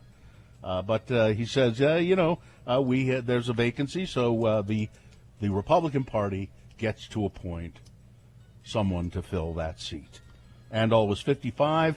He died 4 days after showing symptoms for COVID-19. He was known as Dakota Dave due to his love for the state of Dakota.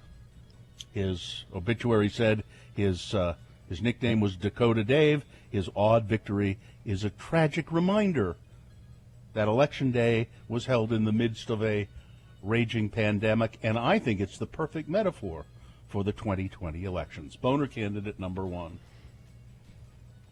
And there was plenty of time for voters. They knew that he had passed of COVID. There's plenty of time. No, they voted for him because he has the right letter behind his name. So they don't care about the person; they care about the party. That's what that is. I think they voted for him because his name was Dakota Dave. Here's Boner candidate number 2. Well, I hope he was grounded. A teenager who took the keys to the family minivan crashed into a power pole and caused an outage in Kings County last week, the Sheriff's Department said. Deputies were dispatched to the scene. Caller said her 15-year-old son had broken into a bedroom, stole some cash, and the keys to the family minivan. Then the boy drove off in the minivan with a friend. Cops were chasing him. He said his foot slipped off the brake as he was trying to pull over. He smashed the minivan into a power pole and knocked out power to a large portion of the neighborhood. And no one injured, fortunately, but it damaged the minivan. I just hope this kid was grounded. That's all I can say. Boner candidate number 2. Coming up in a moment, Boner candidate number 3. This is not the sort of behavior we expect from our first-class passengers. All right, Boner candidate number 3 for round 1, coming up after this Big Boy News and Opinioendo, brought to you by... Protect your home and family with a security system from Mountain Alarm. Utah's security experts. Visit mountainalarm.com or call 801-395-8700. Well, Lady Gaga has become quite politically active during this election cycle in particular. She's been urging people to vote and vote Democratic, and she's quite liberal, as you might know. On Monday, Donald Trump criticized Lady Gaga as she campaigned for his opponent, Joe Biden. Well, now he's got Lady Gaga. It's not. This is not too good. I could tell you plenty of stories. I could tell you stories about Lady Gaga. I know a lot of stories about Lady Gaga.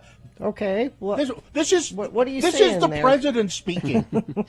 I know a lot of stories. I could tell you stories about Lady Gaga. So, at any rate, Lady Gaga's father, Joe Gaga. Yeah, Joe Joe Gaga. Gaga. Yeah. Joe Gaga. Germanata. After the president criticized his daughter, I could tell you stories, tweeted out a whole thing of support for Donald Trump. How do you do that? I don't know. That's a cult member, is what that is. Yeah, I don't know. And my guess is he wanted money from his daughter and she didn't give it to him, so maybe that's why he's a Trump. I think they've been quite close. I think they're quite close. So I don't know. COVID news. It is still around. Sorry, I know the president said that we've turned the corner. We won't even be hearing about COVID after the election. But as the United States faces a dual crisis, a month-long, well, let's call it, it's more than a dual crisis. It's a crisis. It's a crisis of faith, frankly. We're facing the crisis of the pandemic, economic devastation, and 4 more years. Voters are deeply divided on what mattered more, containing the coronavirus or hustling to rebuild the economy. It doesn't have to be either or. Those aren't competing. Well, that's issues. the way it's been. That's the way it's been framed by the Republicans. Mm-hmm. It is either or, according to them. The latest election results, states that are still in question that will be very helpful if Joe Biden can win them. Minnesota, Joe Biden is up by 7 there, with 94% of the vote counted. So that's pretty good. Wisconsin, they're Biden up by just a fraction, 97% of the vote counted or reported. Let's see, another Michigan, Biden up just a tiny fraction again, 90% of the vote counted there. Nevada, which has become a battleground state, Biden up, just barely up a little bit there, 86% of the vote has been counted. Arizona, Biden is up quite by 5 points, so that looks pretty good with 82% of the vote counted. And Pennsylvania, is this right? Pennsylvania, Trump is up by 11. With but it's only 76% of the vote has been counted. They've got, So, let's see, another election news. The 4 Democratic women of the squad, AOC, all 4 of those women were re-elected. Good. My daughter was so giddy the other night. I said, what are you doing? She's like, I'm watching AOC play Among Us, the video game. Yeah. She's like... Yeah, she was on that Twitch or whatever it is. Yeah. She had a ball watching AOC play video games. The Utah Department of Health reported 1,669 new cases of COVID-19 and 6 additional deaths yesterday. The rolling 7-day average for positive tests, 1,726 per day. Positive tests, laboratory tests, 19.1%. And with that in mind, Donald Trump, of course, won the state of Utah handily, took a commanding lead over Democrat Joe Biden in Utah, putting him on track to pocket the state's 6 electoral votes. The unofficial results as of midnight showed Trump with 58% of the vote to Biden's 38.4% of the vote. Utah Republican Party Chairman Derek Brown was pleased with that. Pleased, yeah. He was pleased. How does this show do so well here? That's an honest question. Our show? Yeah. It's because it's the only oasis that people have. It really is. I mean, Where else they gonna go? Where else they gonna go? 58% of Utahns voted for Donald Trump, and this show does well. Those two things shouldn't coexist. Donald Trump declared victory, though, early this morning in the didn't. presidential race against Joe Biden. As millions of votes were still being counted, he declared victory. Trump pledged to take the matter to court to stop the counting of votes. So you're going to, President Trump, you would look those people, those citizens, those voters in the eye and say, just because we didn't get to yours yet, your vote doesn't count. Yeah. Trump asserted that he had won states like Georgia, North Carolina, and Michigan, despite there still being tens of thousands of ballots still outstanding. No media outlet has called a winner in those states. No election officials have declared a winner. And Democratic presidential nominee Joe Biden may still overtake Trump on the strength of mail-in ballots that are still being counted in Michigan and Wisconsin. Now, Trump, his argument is, we have to stop the voting because people are going to flood the county clerk's offices with fake ballots. You can't. If And a there's no fake way that ballot that's- comes through, it doesn't get counted. They It's match that up your simple. name and your signature, and if you've already voted, then it doesn't count. Also, a lot of those votes are overseas military. Yeah. Do you want to say no to them? Well, yeah, they're nothing but a bunch of losers. You know that. The Suckers. military. Suckers and losers. And this is kind of... So the Moab City Police Department has announced that their participation in the School Resource Officer Program in Grand County will be ending on November 20th. The department cited low staffing, funding issues, and increased call volumes as a reason that the program. So what they're saying is what we used to call them is truant officers, but they're not going to be any cops. There won't be a cop at the school. They call them school resource officers, but there won't be. So how are they going to nab the kids that are playing hooky? That's what I want to know. Isn't that what they're there for? No, they're there for fighting and drugs and weapons. And they're there for fighting and drugs. Well, they shouldn't be doing that. They're policemen. Yeah, we used to call them it was the truant officer, and he'd come and get you if you were playing hooky and take you back to school. Mm-hmm. But I guess they don't do that too much anymore, huh? They don't make you go to school. They don't make you go to school like they used to. If I didn't want to go to school, I could just say, to hell with it and not go. No, they still will look into that. You're not allowed to just not go to school. You're not allowed to just not go to school? No. But my freedoms. And I have to wear a mask up there. And that's it. That it? Okay. Yeah. Weather, traffic. Beautiful, warm today, tomorrow, Friday night into Saturday, rain, Saturday into Sunday. How do you feel about snow? Possibly in the valley floors, and big dips in temperatures will be in the low 70s for the next 3 days, and then by Sunday, high of 40. So big changes afoot. Let's see, we've got problems for Harriman drivers. Crash at the intersection of Mountain View Corridor and Rosecrest Drive has all eastbound and westbound lanes blocked. Also, at least one left lane closed heading south on Mountain View Corridor. Big delays in that area. We also have a crash southbound 300 North, 20th West in West Point. The right lane is closed. Eastbound right lane is also being affected there.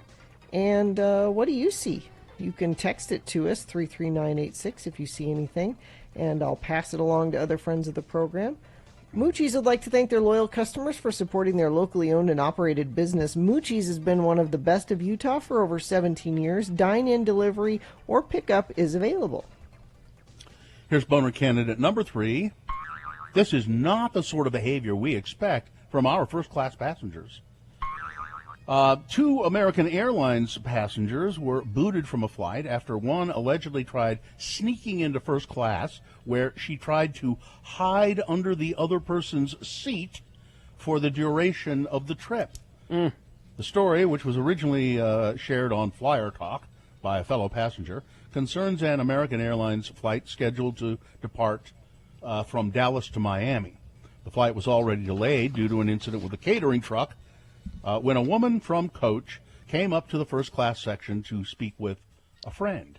The witness alleged that the woman from coach then attempted to crouch down and hide in the footwell of her friend's seat, directly underneath the TV display.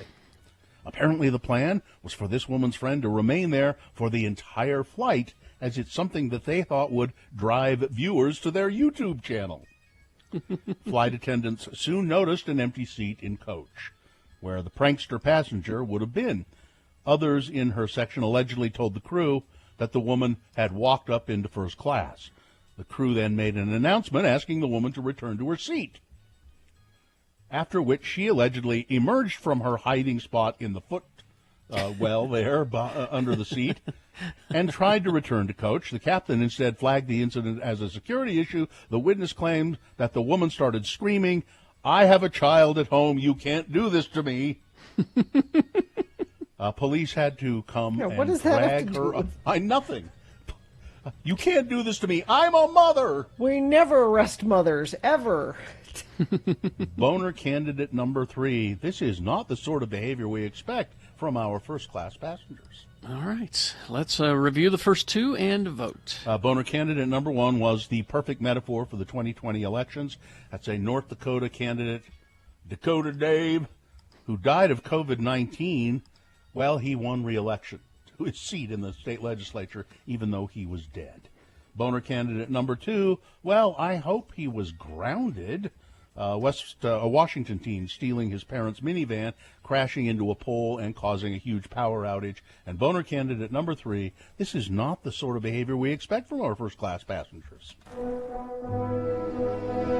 Okay, here we go. This is round 1 of your boners. You've got to decide of these 3 candidates which one is the worst, which one deserves to go forward to Boner Fight and possibly become Boner of the Day. If it wins here, it secures a spot in Boner Dome. It's not Boner of the Day yet. See, round 2 comes up at 8:20. We get 3 different candidates. You'll vote then. We'll get another winner there. We'll take both of those winners and put them against each other. Boner Fight happens at 9:20. That's when you will decide Boner of the Day. All right? So pick your champion for round 1 right now. 1, 2, or 3. Remember your candidate number, the one that you think should win. Put that number, that single digit is all we need in the message of a text. Text it to 33986. Or call the producer's booth at 877-602-9696, or go online, x96.com. Look for the box that says Boner Voting November 4, 2020, and vote there. If you don't see that box, refresh. Now remember that phone number, because coming up right as soon as we award round 1 of your boners, Dr. Cobble is going to be here. 877-602-9696. As soon as these commercials end, start calling with your questions about COVID to Dr. Cobble, X96. The music starts when Radio from Hell ends. A 1 hour. Enjoying a delicious piece of German chocolate cake pie. Exactly. That's kind of weird, Travis. Is Travis the pieman here? Hi, everybody. German chocolate cake pie. Exactly. We have an official pieman for the Radio from Hell show. Gina, by the way, I brought you your pie. Oh! It's a pie in a box. It's the McDonald's. It's the pie that she will eat. We know she'll eat that. You're missing out. It's the one thing I have in common with Donald Trump. You're missing out. This is delicious. It's delicious. It really is, Travis. And also, Gina, since I couldn't get you pie, I got you something else. What? Well, you got me pie right there. See, Travis has got did he? Yeah. Travis has been making stickers. Remain Seated podcast stickers? Uh-huh. I Got the love graphic it. offline, was able to kind of jury rig a setup for it. So you've got some for the computer, for the laptop, for your car, whatever you want to do. I love it. Thank you. Travis, is it an Etsy store? Or It's an Etsy store called Pieman Graphics, or if you search Pieman Graphics on Twitter, it now pulls up links that'll take you right where you need to go. You know, Gina, those stickers have beard hair in them. Do they? Yeah, probably. That's okay. I'm not going to eat them. I try to pick them out, but picking out the beard hair makes it artisanal. This pie has beard hair in it, and it's delicious. It's just delicious. Well, my boys helped me with this one, and, the 11-year-olds. Yeah, Travis sells stickers on his Etsy site. That's awesome. He's been selling Geek Show stickers. Now, Travis, you it's Pi Day, right? What do you know about the mathematical symbol of pi? Anything? It's the magical number that lets you calculate many things in geometry. The time that they actually celebrate it today, or at least the big math geeks celebrate it today, is today at 1:59 p.m. because then you get 3.14159, which are the first numbers of pi. Wow. I know. Okay. It's really, you can get really geeky on this. So there's going to be math geeks at the bar at that time? At that exact time, they'll all raise a glass and they'll be good. Woo! And and there's little math things they come up with too, where they say that, since there's 360 degrees in a circle, if you go to the 359th position of pi, there's 360 right there. If I understood math better, apparently it is this magical thing that you can calculate all kinds of things. It's an exact proportion that they figure is like a magic number throughout the universe. It helps things work. But we kind of adopted it too, is instead of just being pi as in the number, it's pi as in pie. Also, pizza today is big. I think Pie Pizzeria usually does some kind of special thing, or all the other pizza chains will do something special. I don't recognize the National Pie Day that they had back in January. Or February. We tried to call you out on that day, and it's just like Valentine's Day. It's a setup day where Big Pastry comes out and wants to sell pie. Big pastry. Big pastry. They tried to co-opt it. Exactly. Right. There's only two pie holidays that I celebrate, and that is Pie Day and Pie and Beer Day on the 24th. Yeah. Yes. Because nothing's better than a fresh raspberry pie and a Pilsner Now, Travis, I know you also have you lost your job some time ago. I don't know what you weren't fired, but it was a. Yeah, I'm no longer employed. Yeah. And so right now I'm looking for anything that's either integration or What is implementation. what is integration? It's I do a lot of software. Okay. And basically it's taking large groups of software pieces or hardware pieces and putting it together for major companies. Okay. So I do integrations, implementation, support. Mm-hmm. So if anybody has something like that and wants an employee that can bring pie on potluck day, exactly. Lots of pie. That's he's a great pie maker, and he knows how to do big software jobs. Travis, how do they get a hold of you? They can just email me at travislynnjohnson@gmail.com. Okay. And Raul down on the border sent us in the chat room a picture of one of your Trump stickers on his computer, I think. Yeah, I have a copy of the balloon Trump. You know, the big balloon that they were the running big around fat, England, and they brought it over to Los Angeles and into New Jersey. Yeah, I sell those on the site too. Pie Man Graphics. Well, All right. thanks. I just devoured the pie. One slice is enough. It's very sweet, but man, it's delicious. Thank you, Travis. No problem at all. Have a good one. Have a good pie day. You too.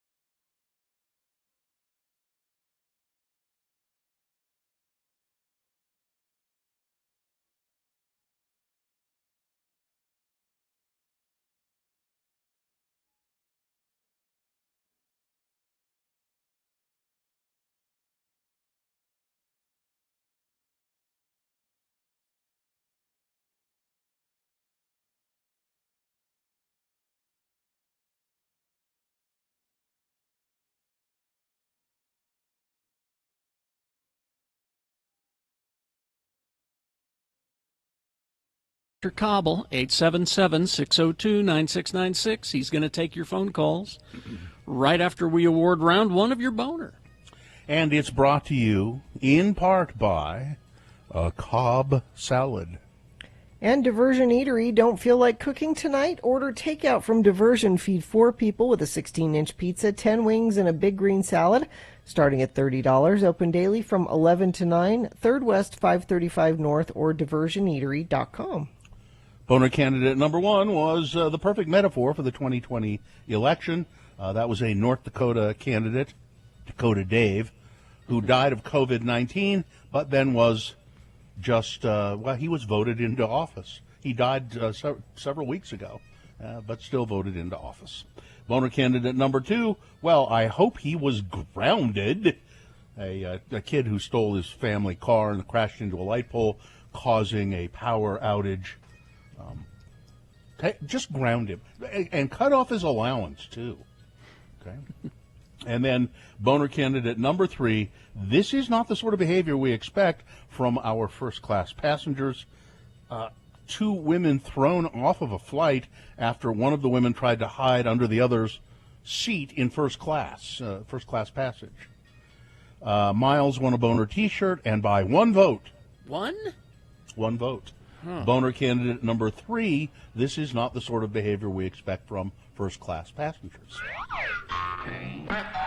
All right, there you go. That's the winner of round 1. It goes forward. Might be boner of the day. Depends. We got round 2 coming up at 8:20 with 3 different candidates. We'll get a winner there as well. And we'll take both of those winners and put them against each other for Boner Fight at 9:20. That is when you will decide boner of the day. Is this sponsored, Gina? No.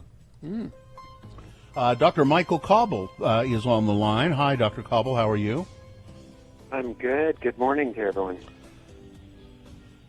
Yes. Hi. Hi. Oh, good morning. Yeah, you sound a little down or distant or something. I don't know. I'm a little bit tired this morning. I was a little sore on my workout. My run and my swim this morning were tough. Did you stay up late watching election results? No, not really. I think it's just the 3rd day in a row. I think it just finally caught up with me. My last 2 days working out were pretty good. But, the election, well, is it over? No, it's not.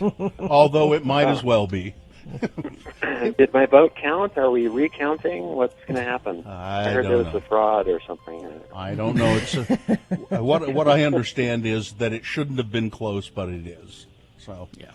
And COVID is still a thing. We were promised it would be gone today, but we're still talking to you for some reason, Dr. Cobble. It's now, if you have questions for Dr. Cobble, 877-602-9696 is the number to call. Let me ask you this question.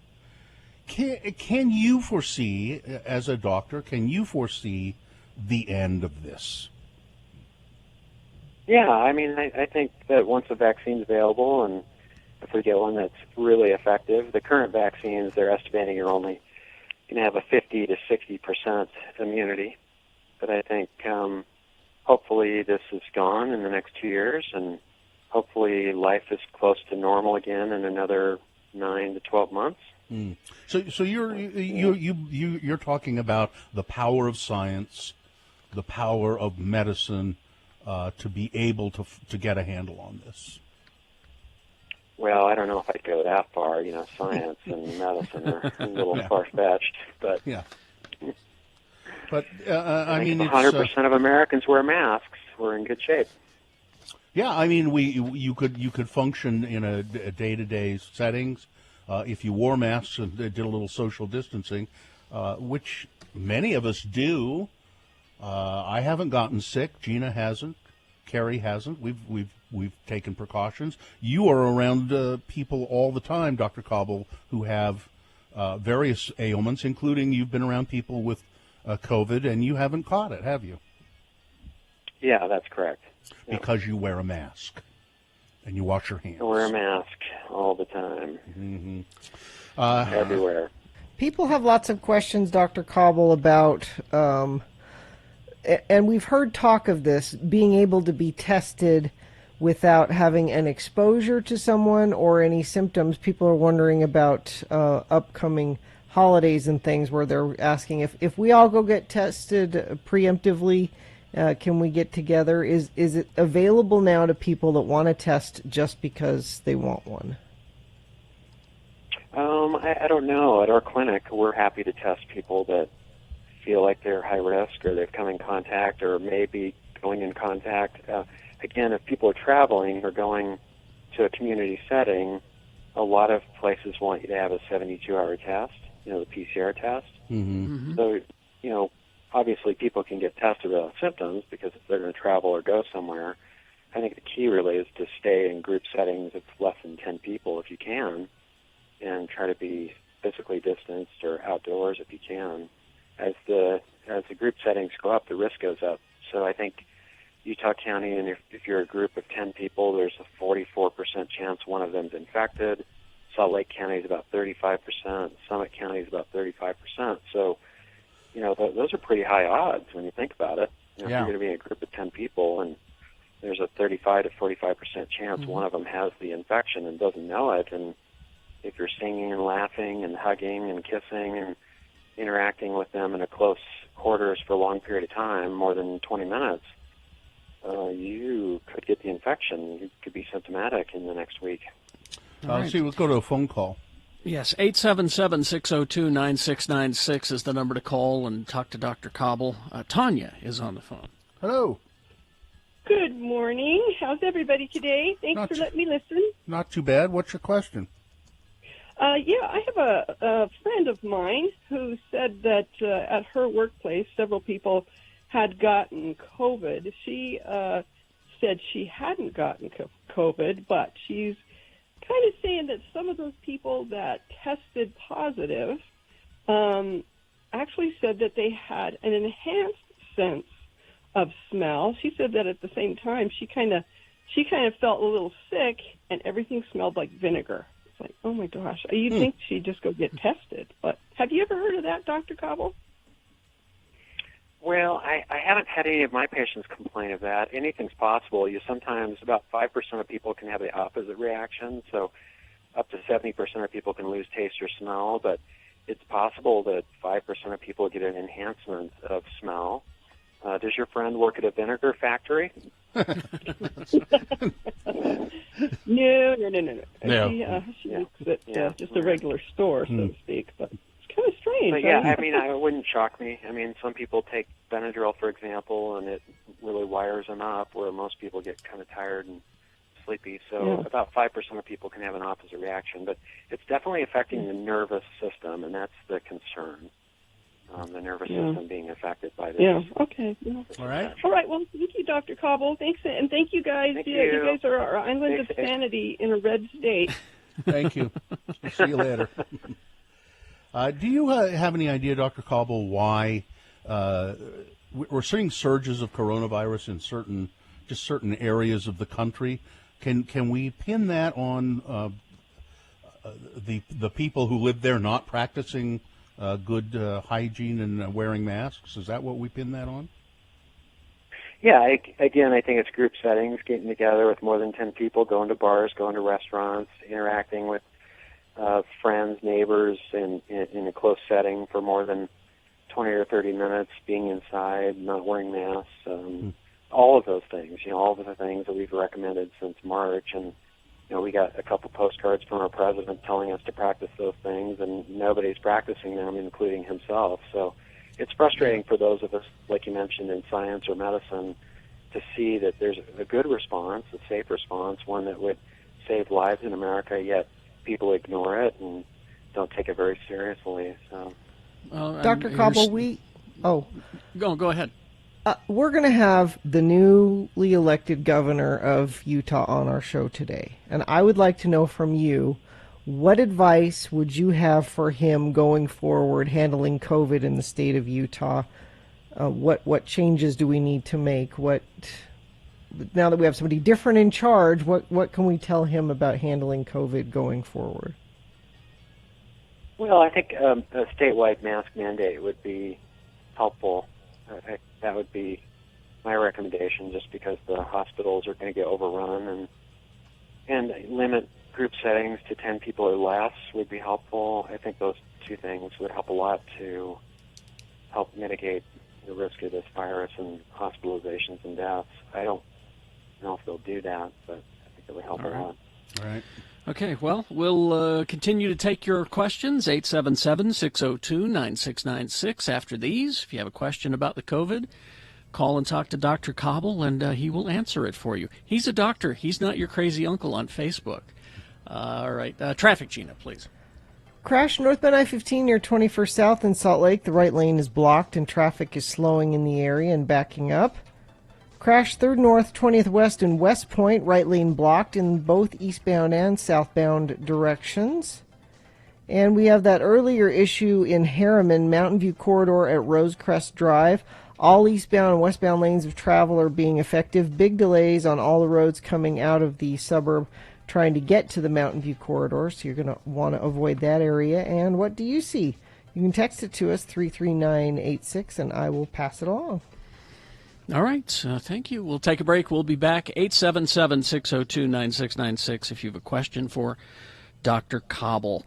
It's probably a good time to sell your home, and if you want to sell it quickly and safely, I would suggest you call our friend Josh.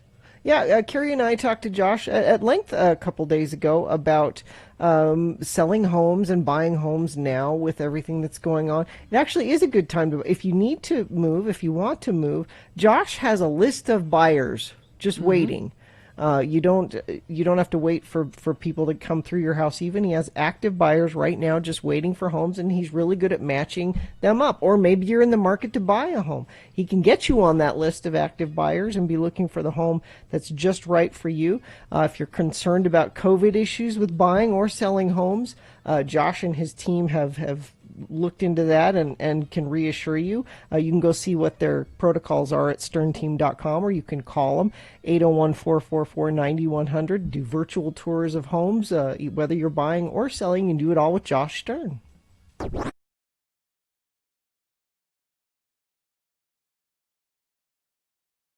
It is the 23rd century. Humans have left the lowly confines of planet Earth and have sought their destiny among the stars. While many things have changed, one constant remains: the need for young men to venture forth and do the work of the Lord. This is the tale of two such men who at the age of 19 have answered the call of their general authorities and are embarking on a 2-year mission to spread the gospel throughout the galaxy. This is the story of Space Elders! We join our elders as they arrive on Vulcan. They hope to find a cure for Lehi, who is suffering from Ponfar. Ah, Vulcan, world of logic, place of pointy-eared people. Here I will seek out my mates and find man who killed parents. Settle down and raise pointy-eared offspring. Knock it off, Lehi. You aren't a Vulcan. I was hoping you only had the 24-hour type of Ponfar. Dang it. Oh, here comes somebody. Excuse me, sir? Greetings. You are new to Vulcan? Hi, I'm Elder Spock, and this is Elder Jensen. Hi. We represent the Church of Jesus Christ of Latter-day Saints. You know, the Mormons. Spock?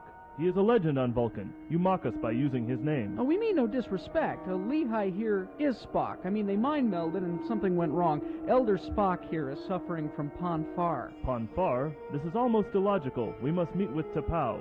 She will know how to proceed. This is Spock? He does not look like Spock. Fascinating. So the great son of Vulcan has sent you as his replacement? Joining will go on as scheduled. Joining? What joining? My parents chose my mate when I was 7. We were telepathically linked, and now is the time for us to be wed. Spock was joined with this woman. You haven't even gone to Snellgroves with her. You can't marry her. Talk about breaking the rules. We are all gathered. We shall proceed. We are here to complete the joining of Spock and T'Pring. Unless there is anyone here who objects, the ceremony will commence. Excuse me, T'Pau, ma'am, I have a problem with this. Only Vulcans are allowed to protest. One more word out of you and I will have you removed from this holy place. Now, shall we begin? I protest. T'Pring, no. Why? I have chosen another to be my mate. I choose Elder Jensen.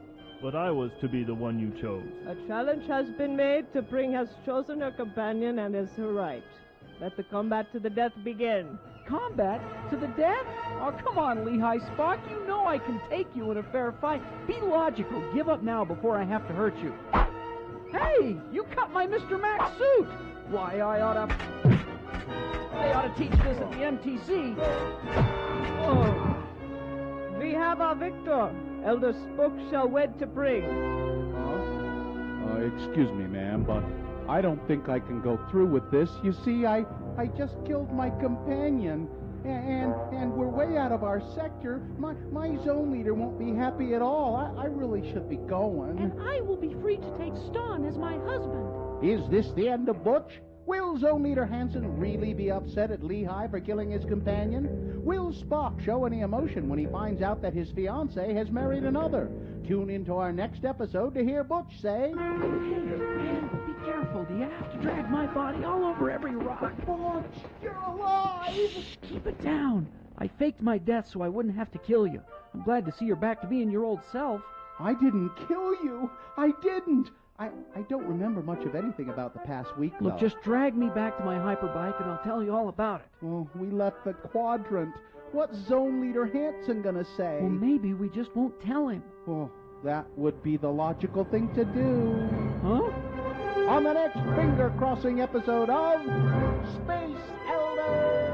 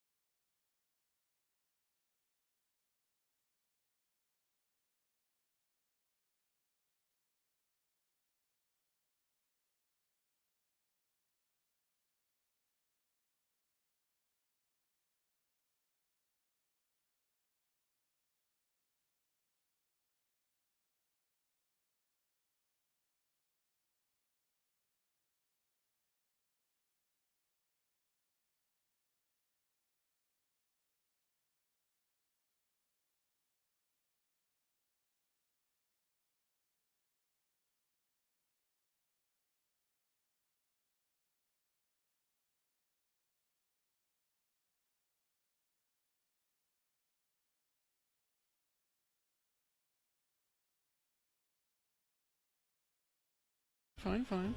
We go back to the phones, questions about coronavirus for Dr. Michael Cobble. And we do have a full bank of phones, but if you might be able to get in. 877-602-9696. Katie, let's start with David D. All right. David, are you there? I'm here.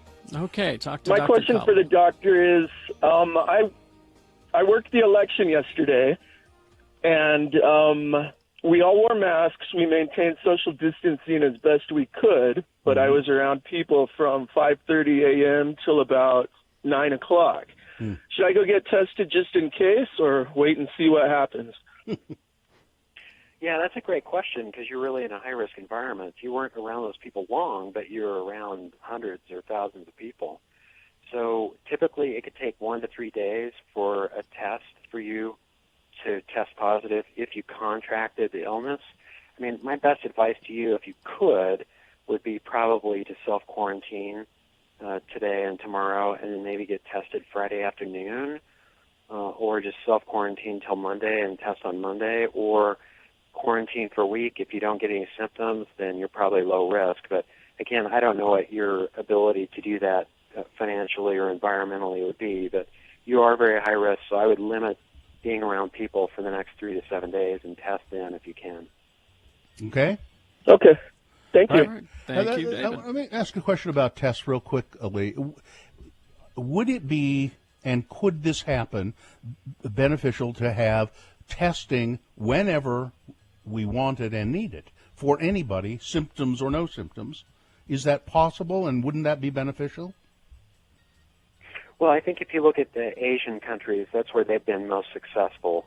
Rapid testing for everybody, find early infections quickly and isolate those people. But yeah, that'd be my preference. That's why we offer testing to anyone that needs it, because it's most helpful to find out if you're infected and whether you can circulate. So this is where a strong governmental action would be a good thing, right? All right, I got it. Got it. Let's go to Karen this time. Let's talk to Karen. Hi. Hey. Talk to Dr. Hello, Cobble. hi. Go ahead. I'm sorry, Dr. Cobble, I still have a question about testing. I'm wondering if you did have like 7 to 10 people all together, but they have all tested negative. Would they be safe to be together? Yeah, I think if they've recently tested, and I've had people do that, they're traveling together, they're going to go to a resort together, and they all test before they go. The people at the resort are testing them, example, helicopter skiing or some kind of trip like that. So I think if they've all been tested within the last 3 days and they're all going to be together and the service staff's not going to be interacting with them closely, I think the risk is very low. All right. Okay. Thank you. Thank you, Karen. All right, let's go to 877-602-9696. We still have time to take a call or two. Let's go to Dave. Hi, Dave. Hi, how are you guys doing? Great. What's your question? Well, my question is, I work at a federal facility, and we've been told that if you're sick, if you're ill, as long as you don't have a temperature over 100 degrees, that don't worry about it, come to work. We've had, several people come in really ill lately, and they're like, no, they take your temperature. They say, you're not over 100 degrees. Don't worry about it. Come in and work away. And then we've had, at least one of us that have tested positive for COVID, but they're still under the 100-degree thing. And I don't know if that question has been answered in the past and I missed it or not, but I'm just curious if that's a valid. I'm not sure what the question is there, David. Well, I think so I the apologize. temperature is the question, is right? it true that you're not contagious? You don't have anything to worry about if your temperature, unless your temperature is over 100 degrees, I guess would be my question. Yeah, I think the temperature is not an accurate way to decide if somebody has this infection. Certainly, if you have a high-grade temperature, it indicates it's an infection, and that makes you at risk. But a lot of people with COVID have no temperature at all. So many of these people, again, 25 to 40% could be asymptomatic. They could not have a fever, or it could be just a low-grade fever. And typically they may have just loss of smell, loss of taste, mild fatigue, mild muscle aches. So I think if anything's abnormal for you and you're in a high-risk environment, you ought to go get tested. But just relying on a temperature, it's a quick screening test, but it's not the way to rule in or rule out this illness, because the presentation is remarkably different for everybody. I think if someone has a constellation of symptoms, so maybe they have mild muscle aches, mild taste or loss of smell, then they probably are COVID positive. They ought to be tested. But, hopefully in your high-risk work environment, if it sounds like maybe your employers or the government's not taking it very seriously, hopefully you're wearing a mask all the time, you're limiting your exposure to your coworkers, you're never touching your face, and you're always washing your hands. Yeah, and we are wearing a mask and that, but I just was concerned because there are a number of people in my facility that are ill, but the going thing is they take your temperature. If you're not over 100 degrees, they're like, yeah, don't worry about it, just go to work. So anyway. Thank All right, you. thanks, Dave. Let's see, text question. My wife is a teacher. She wears a mask all day. She comes home exhausted. Is there any concerns with masks related to carbon dioxide causing this? Maybe she's exhausted because she's a teacher and having to deal with keeping kids' masks on all day. Maybe that's why she's exhausted. Yeah, there's no evidence that the mask is a risk issue for breathing or self-breathing, and there have been studies where people even wear 3 or 4 or 5 masks, one on top of the other. So it's not affecting her oxygenation or carbon monoxide, carbon dioxide levels. That's not an issue. Now, if she's hyperventilating with the mask on because she's claustrophobic, that could affect her a little bit. But I really think both my parents are teachers. I think it's a really stressful environment.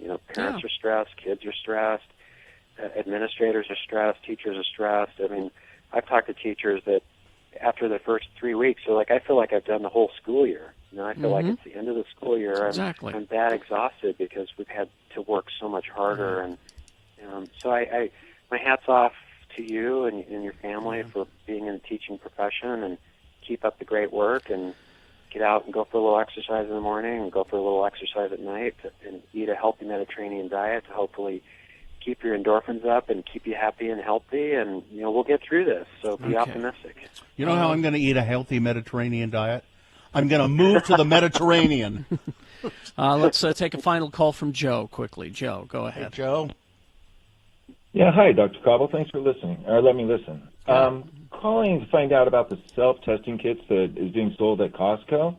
Like, how accurate are they, and are they worth the $130 a piece?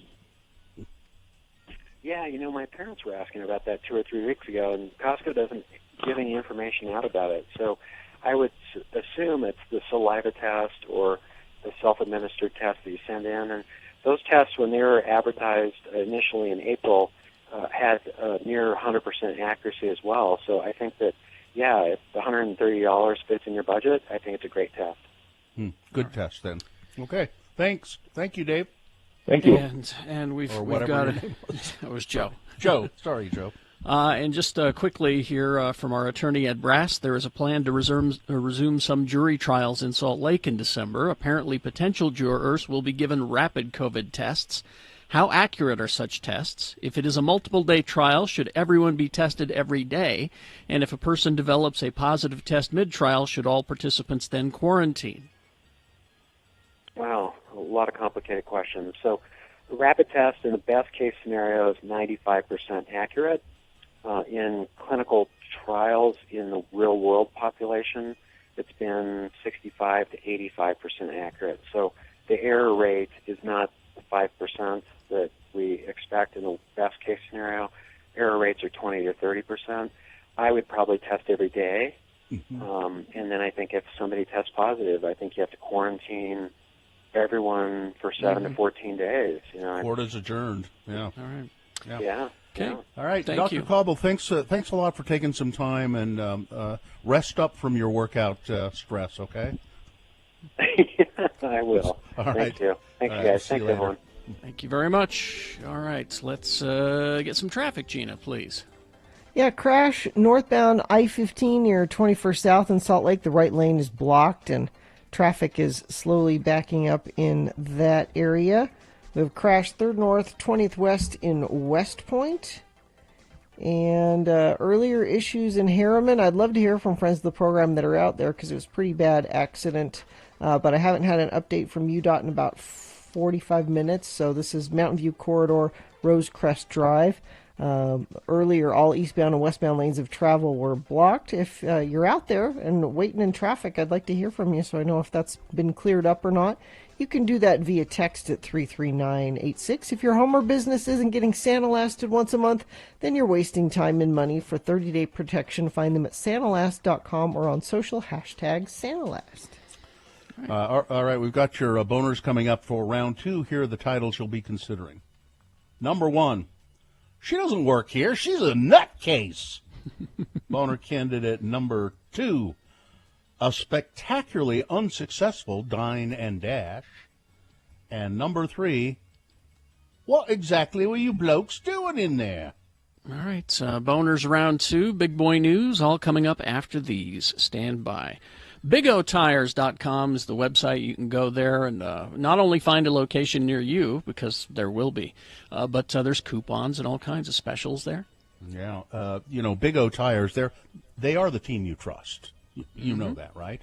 Yes. They have the lowest price on every tire, every day, and these are on brands of tires that you know and trust. Michelin, Goodyear, Pirelli, and the Big O brand tire, which I like a lot. I use those. Go to the Big O Tire on the one I go to is on 2nd East in South Temple. Gina has her favorite one. Yeah, I was just there actually in Highland Drive. I had the little tire notification light come on my dashboard, and I went in there, and they said, we'll check them and fill them up for you. I didn't even get out of my car.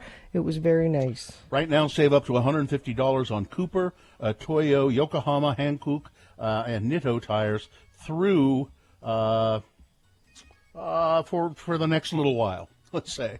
This is Big O Tires, the team you trust. Go to bigotires.com. For many. It is the 23rd century. Humans have left the lowly confines of planet Earth and have sought their destiny among the stars. While many things have changed, one constant remains: the need for young men to venture forth and do the work of the Lord. This is the tale of 2 such men who at the age of 19 have answered the call of their general authorities and are embarking on a 2-year mission to spread the gospel throughout the galaxy. This is the story of Space Elders!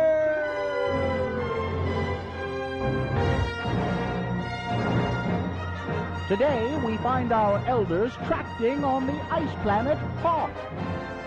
Oh, man, it's cold out here. Why is it so cold? It's an ice planet, Lehigh. What do you expect? Oh, I'm sure glad my mom sent me these mittens. And Zone Leader Hansen has sent us to some pretty dismal places before, but this has got to be the worst. I hope that this Wampa fella lets us in and offers us some piping hot postum. You know, these tauntaun thingies smell funny, and they're just not very comfortable to ride. I wish our hyperbikes hadn't frozen up. Let's see, 3rd cave on the left, just past the 2nd snowdrift. Yep, this must be it.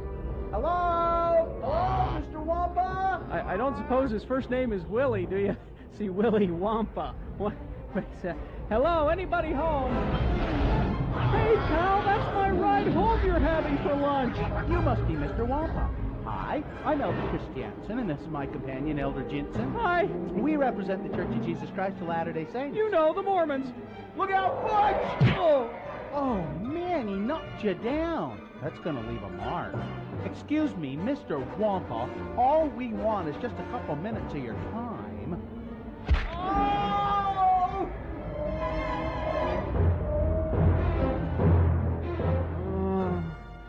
Oh, man. Where am I? Oh, heck. Hey, Lehigh, wake up. Oh. Wake up. Oh, what in the flip? This is just great. Here we are, hanging upside down, stuck to the roof of a Wampa cave, our feet frozen in what appears to be Wampa spit, while my ride home gets eaten by Mr. Wampa out there. Yuck, I don't think this Wampa spit's ever going to come off my wingtips. Hey, there's somebody stuck to the ceiling behind you. Huh? Hey, it's that farm boy from Tatooine. Hey, Luke, wake up. Huh? Ben? No, not Ben, it's me, Butch. I don't suppose you got a plan to get us out of here, do you? If I could just reach for my lightsaber. There. So much for the element of surprise. Hey, look, your dad, Darth Vader, cut off Lehi's arm with one of those things. Cut him some slack. Will Book and Lehi ever escape from Wampa Cave? Will Luke cut Lehi's arm off just for the fun of it? Will our elders ever get the Wampa spit off of their wingtips? Tune in next time to hear Lehi say... Oh, thanks, Luke. For a minute there, I figured we was Wampa Chow. Luke. Ben? Luke. Ben, is that you? You will go to the Dagobah system. Mr. Kenobi?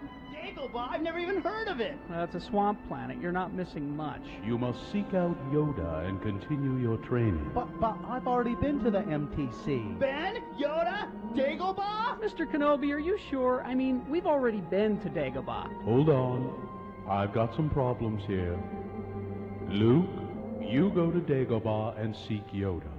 Butch, Lehi, you go thaw out your hyperbikes and continue tracting.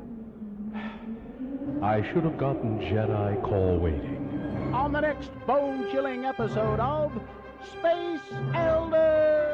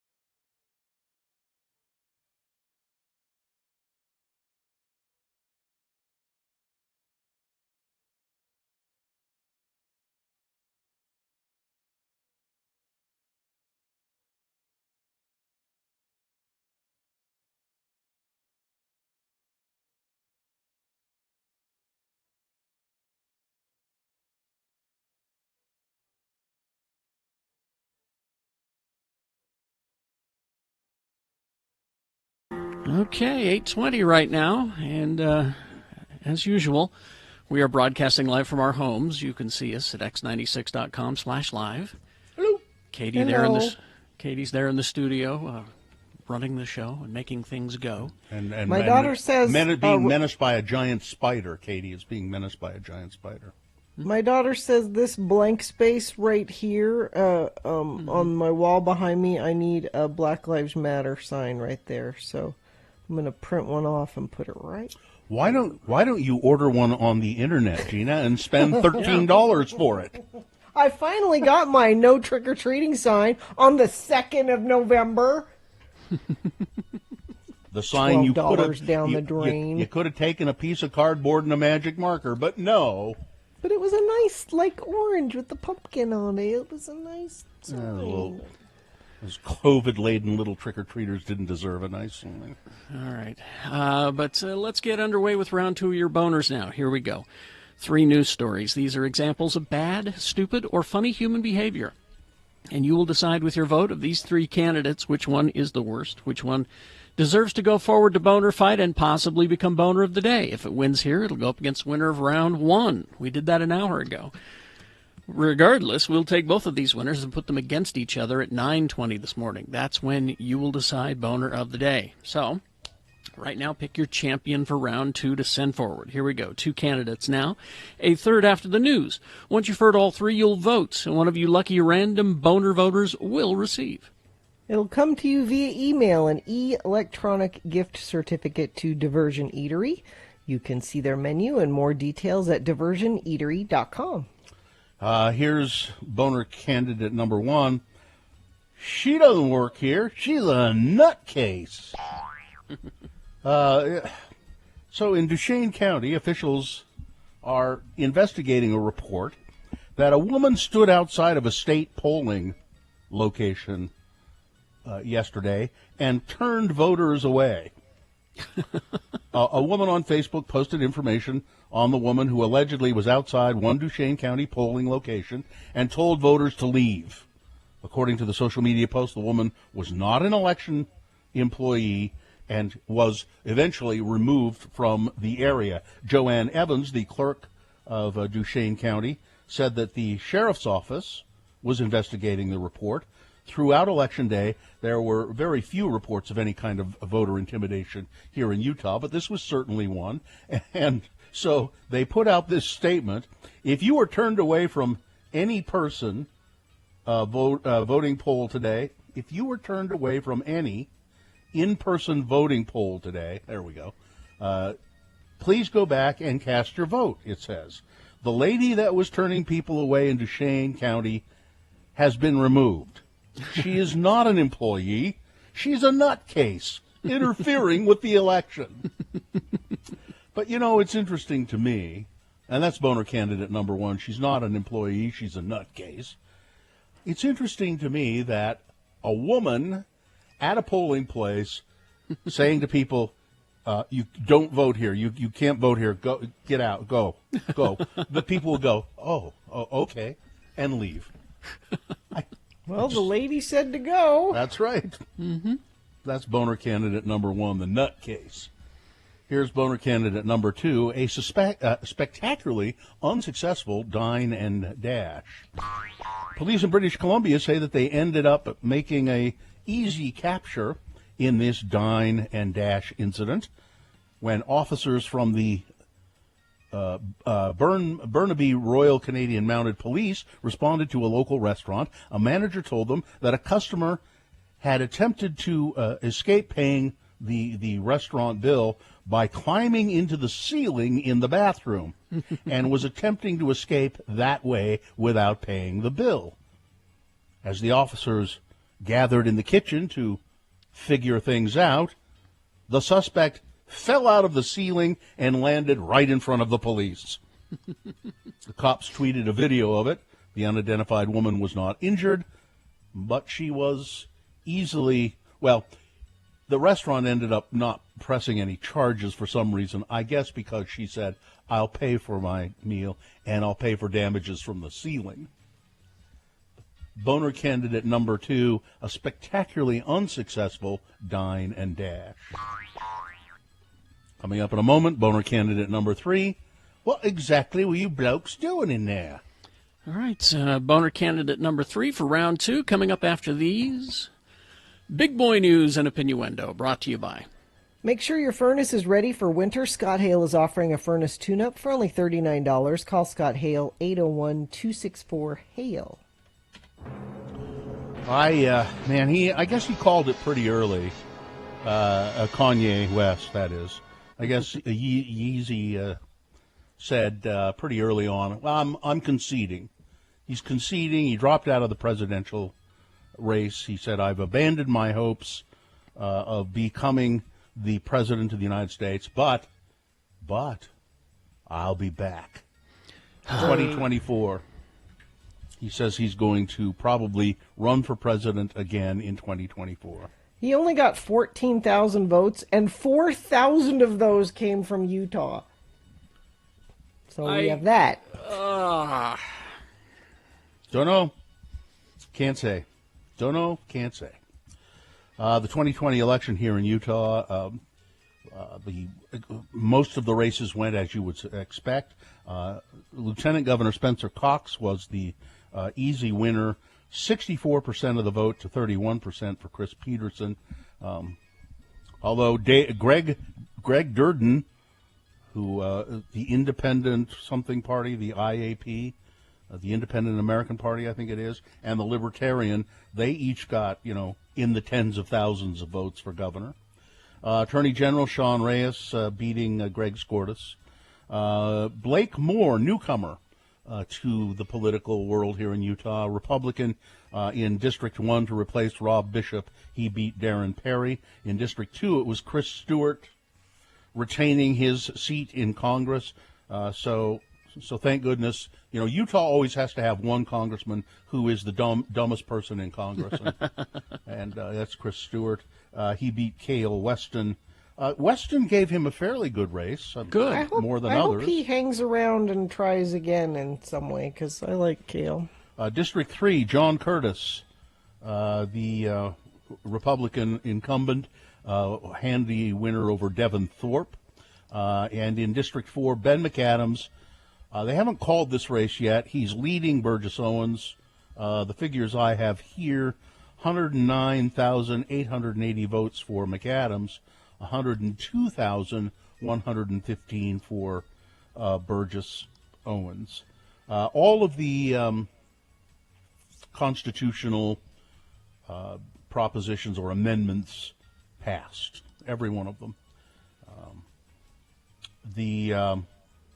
Amendment C, shall the Utah Constitution be amended to make the following changes to the ban on slavery here in Utah. Remove language that allows slavery and involuntary servitude, and clarify that the ban does not affect the otherwise lawful administration of the criminal justice system. So 81% said that they were for that, but some 19% of the people voting said, I'm against taking that slavery thing out of the Constitution. Yeah, what's your argument there? I don't understand. Well, we might need to enslave somebody sometime. I can think of a couple of people I'd like to enslave right now, as a matter of fact. So we might have to do it. And thank God, you hunters and fishermen. Yeah. Amendment E, or the "Did you get your deer" amendment? You are now protected by the Constitution. Your right to hunt and fish has been preserved. You could do. That wasn't in danger of taking that away from you. That's I don't what you understand. say. Well, that's what you say. Some liberal will come along and take it away, but now it's in the Constitution. That's absolutely right. Damn betcha. Jeez. Let's see how the national race still has not been decided. It probably won't till Friday at the earliest. Now, in the states that are still in play, 94% of the vote has been counted in Minnesota, and Biden is ahead 7 points there. He's up by 7. In Maine, Biden looks like he's 12 ahead. That's 12 ahead, with 73% of the vote being counted there. Donald Trump won Florida, which was a big deal for him. He also won Ohio. That's another big deal. And they've called Texas for Donald Trump. They thought that maybe Texas would be a little closer than it was, but it ended up not being so close. Mm-hmm. That's why I'm saying that polling anymore, forget it. I'm just not even going to pay attention anymore. So let's see. In the Senate, the Democrats looks like right at this moment have 47 senators in their column. The Republicans have 47 in their column. And when it comes to the Electoral College, Joe Biden has 227 Electoral College votes. Donald Trump has 213. How many do you need to win? Is it 250? 270. I want to say 270, yeah. Is it 270? Mm-hmm. So you need 270 to win the Electoral College. If you look at it, by the way, in the House, I should mention, the Democrats still hold a decisive lead, but they lost a few seats in the House. Yeah. So it's 191 for the Democrats, 183 for the Republicans in the House. The most analysts are saying Donald Trump has a path to win the presidency, but it's a narrow one. Joe Biden has the best shot at this point. And Joe Biden is urging patience. He's saying we just need to wait this out, let the votes be counted. But I just looked at Donald Trump's Twitter feed. Last night I was leading solidly in many key states. In almost all instances, Democrat run and controlled. Then one by one, they started to magically disappear as surprise ballot dumps were counted. There were very no strange. surprise And the ballot pollsters dumps. got it completely and historically wrong. No, there were not. Yeah. There It's were just no surprise ballot dumps. Mail-in ballots coming in in those states. So, like in our state, what happens is you mail it in, and it's processed, which means they count your ballot, but they don't count your ballot. They process those through as they come in. In these other states, and there were lawsuits in most of them, I think, where they said, can we please start processing these votes as they come in? And the Republican-led legislatures in those states said, no, you can't even open those envelopes until Election Day. Yeah. So there's all this backlog of mail-in voting and absentee voting, and they're having to go through it. They're not magically dumping votes. These are votes that came in that need to be counted. Yeah, that's correct. Also, it's interesting to find out that the president has learned about counting.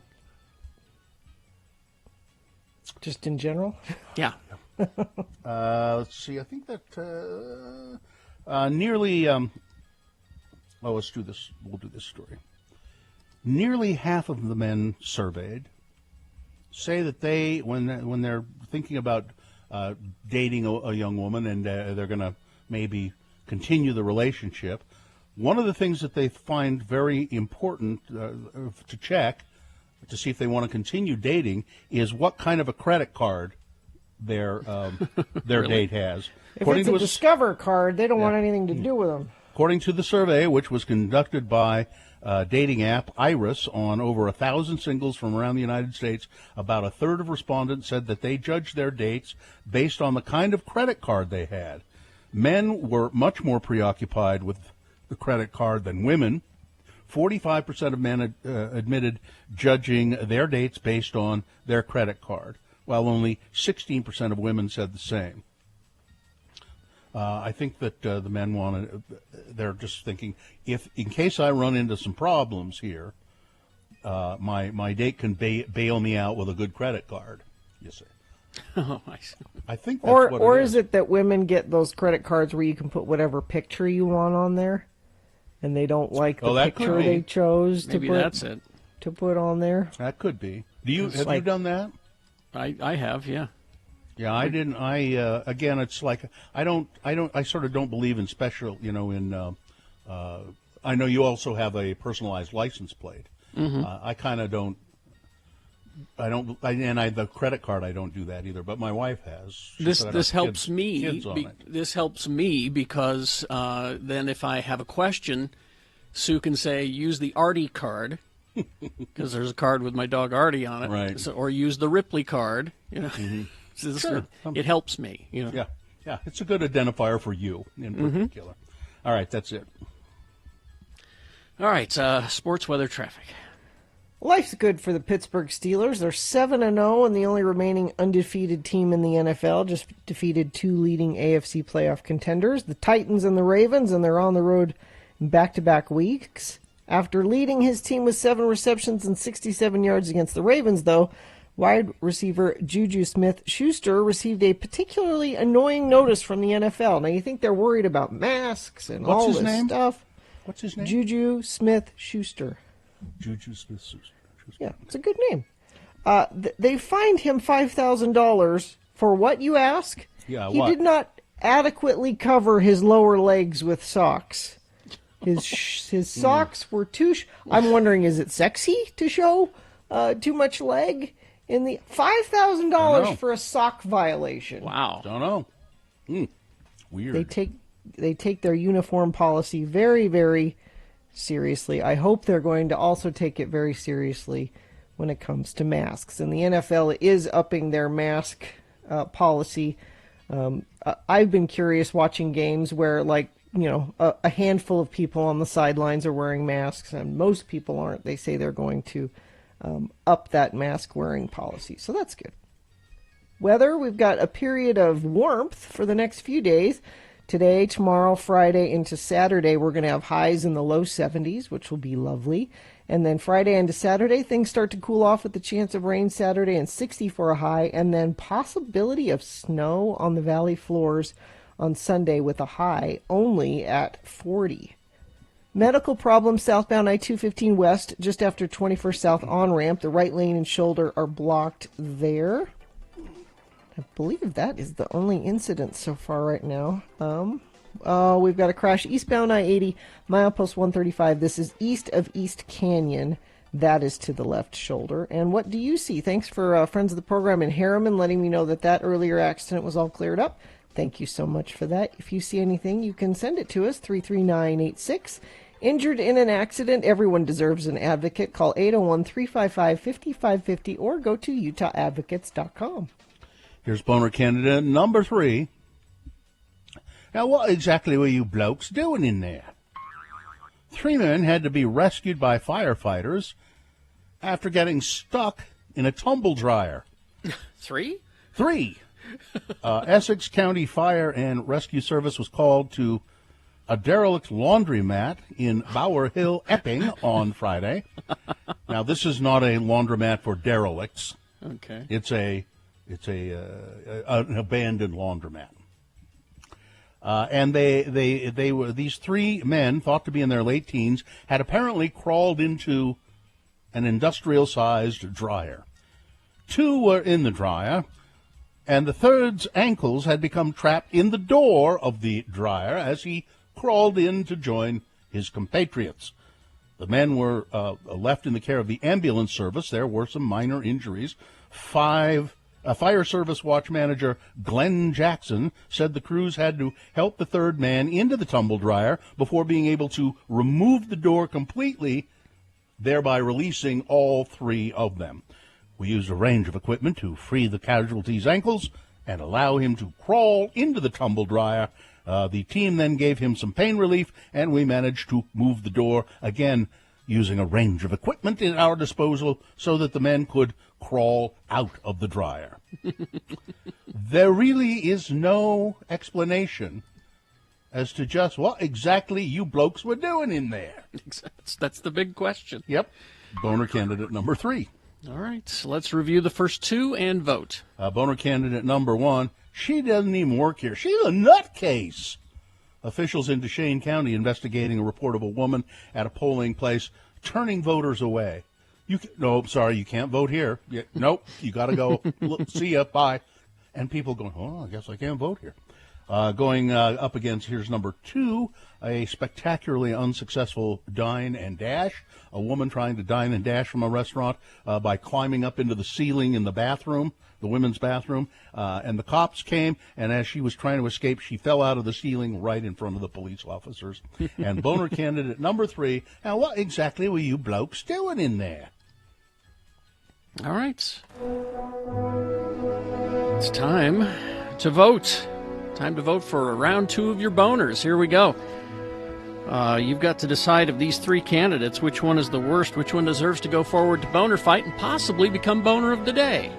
If it wins here, it'll go up against the winner of round 1's voting. Both of those champions will go against each other at 9:20 this morning to decide who is boner of the day. Right now, you got to pick your champion for round 2 to send forward 1, 2, or 3. Remember your candidate number. Put that number, that single digit, in the message of a text, and then text that to 33986. Pretty easy. Or you can call the studio. They'll take your voice vote there in Salt Lake at 877-602-9696. Or go online, x96.com. Look for the box that says Boner Voting November 4, 2020, and vote there. If you don't see the box, refresh. It should appear. You have until the end of these messages to do it. This is round 2 of your boners. Here we go. Now a message from the Department of Workforce Services. Yeah. There are jobs available here in Utah.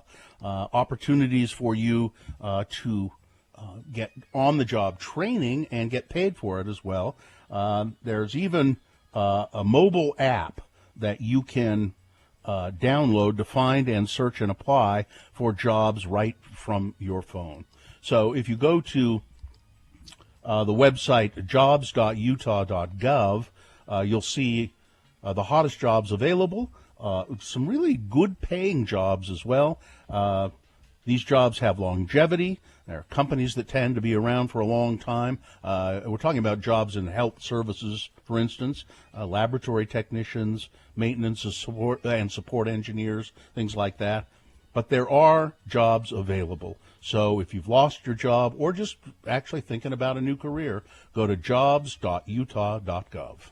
When Carrie, Bill, and Gina run out of things to bitch about, we give you a 1-hour nonstop. It is the 23rd century. Humans have left the lowly confines of planet Earth and have sought their destiny among the stars. While many things have changed, one constant remains: the need for young men to venture forth and do the work of the Lord. This is the tale of two such men who at the age of 19 have answered the call of their general authorities and are embarking on a 2-year mission to spread the gospel throughout the galaxy. This is the story of Space Elders! Today, we join our elders as they are about to encounter the Borg for the second time. Man, these Borg ships sure are sparsely decorated and poorly lit. Well, I sure hope we get to spend more time with the Borg this time. I mean, last time we didn't even get to the first discussion. I am 5 of 7. I am here to show you the way. Hey, that's why we're here too. Hello, Mr. 5 of 7. We met your cousin 3 of 7 last time. I'm Elder Christiansen, and this is Elder Jensen. Hi. We represent the Church of Jesus Christ of Latter-day Saints. You know. The Mormons. Oh. Yes, your exploits are known throughout the collective. Hey, Lehigh, we're famous, huh? All Borg are one. Whatever one experiences becomes available to all. Well, that would speed up fast and testimony meetings. Say, where are you taking us? To her chambers. She is expecting you. I don't like the sound of that. Welcome, elders. I have been anticipating your arrival. Hi, ma'am. I'm Lehigh, and he's Butch. Hi. I have wonderful plans for you boys. Together we will rule over the perfect Borg galaxy. Well, I hope this can wait until after our mission is over. Ma'am, who exactly are you, and why do you have plans for us? I am the Borg. Well, I thought they were the Borg. They are, and I am. And once we assimilate you two, you will be Borg as well. Oh, I get it. He's a Borg, she's a Borg. Everywhere a Borg, old MacDonald had a Borg. Knock it off, Butch. We better come up with a plan quick or we're going to be assimilated. Okay, Ms. Borg, tell you what. I'll give you my new fender flares and the luggage rack off of Lehigh's bike, and we'll just be on our way. You will look cute in black rubber suits, and I have picked out some special prosthetic parts for each of you. Soon you'll be my lieutenants, my consorts, my special friends. Together we will assimilate the Federation, then the Romulans, then the Cardassians, and then whoever else we can find. And we will have fun doing it. Hook them to the assimilator. Hey, come on, let us go! Nothing like the assimilation of new young men to make one forget about how Locutus left me without saying goodbye. Something is wrong. The assimilation process has failed. They have already been assimilated by a stronger force than the Borg. Quick, shut down the machinery. The feedback could contaminate the collective. What have you done to my beloved collective? Well, once you hooked us up to that gizmo over there, all of our experiences were spread throughout the entire Borg race. Lehigh and I were able to bear our testimonies to more than 7 billion beings at one time. It was kind of like General Conference, except without the crying babies and the old people going to sleep. Yeah. We not only got to give the first discussion to the Borg, but to pretty much teach the whole gospel to all of them at once. Could it be? Have the Borg finally met their match? Could Butch and Lehigh be immune to the assimilation process? Tune in next time to hear the Borg say... 5. I am Elder 5 of 7, and this is my companion 4 of 9. We represent the Church of Jesus Christ of Latter-day Saints. You know, the Mormons. No, you've turned the most feared race in the galaxy into a bunch of jello-loving, suburban-driving moral goody-goodies. Well, you think that people were afraid of you before. Wait until you start approaching planets now. Man, I'd hate to play word ball against these guys. I think our work here is done. Hey, can we count all 7 billion as converts? Well, technically we didn't baptize them. We'll have to check with Zone Leader Hansen just to be sure. What about me? I was queen. I was the most powerful being in the galaxy, ruler of an entire race of warriors. What am I supposed to do now? Well, I guess you are now the most powerful Relief Society president in the galaxy. Congratulations. Gotta go. Bye-bye, sister. On the next artificial limb attaching episode of Space Elders!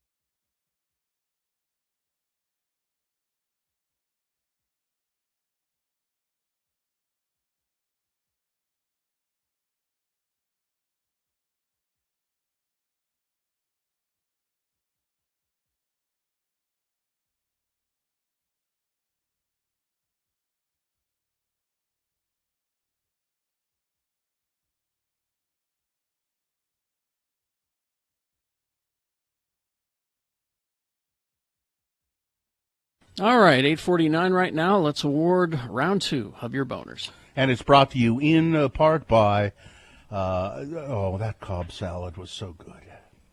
Never heard someone go on and on about a Cobb salad. Like I made it. It was delicious. It was wonderful. You know who has a good salad? Diversion Eatery. They have a good do. salad. Don't feel like cooking tonight? Order takeout from Diversion. Feed 4 people with a 16-inch pizza, 10 wings, and a big green salad starting at $30.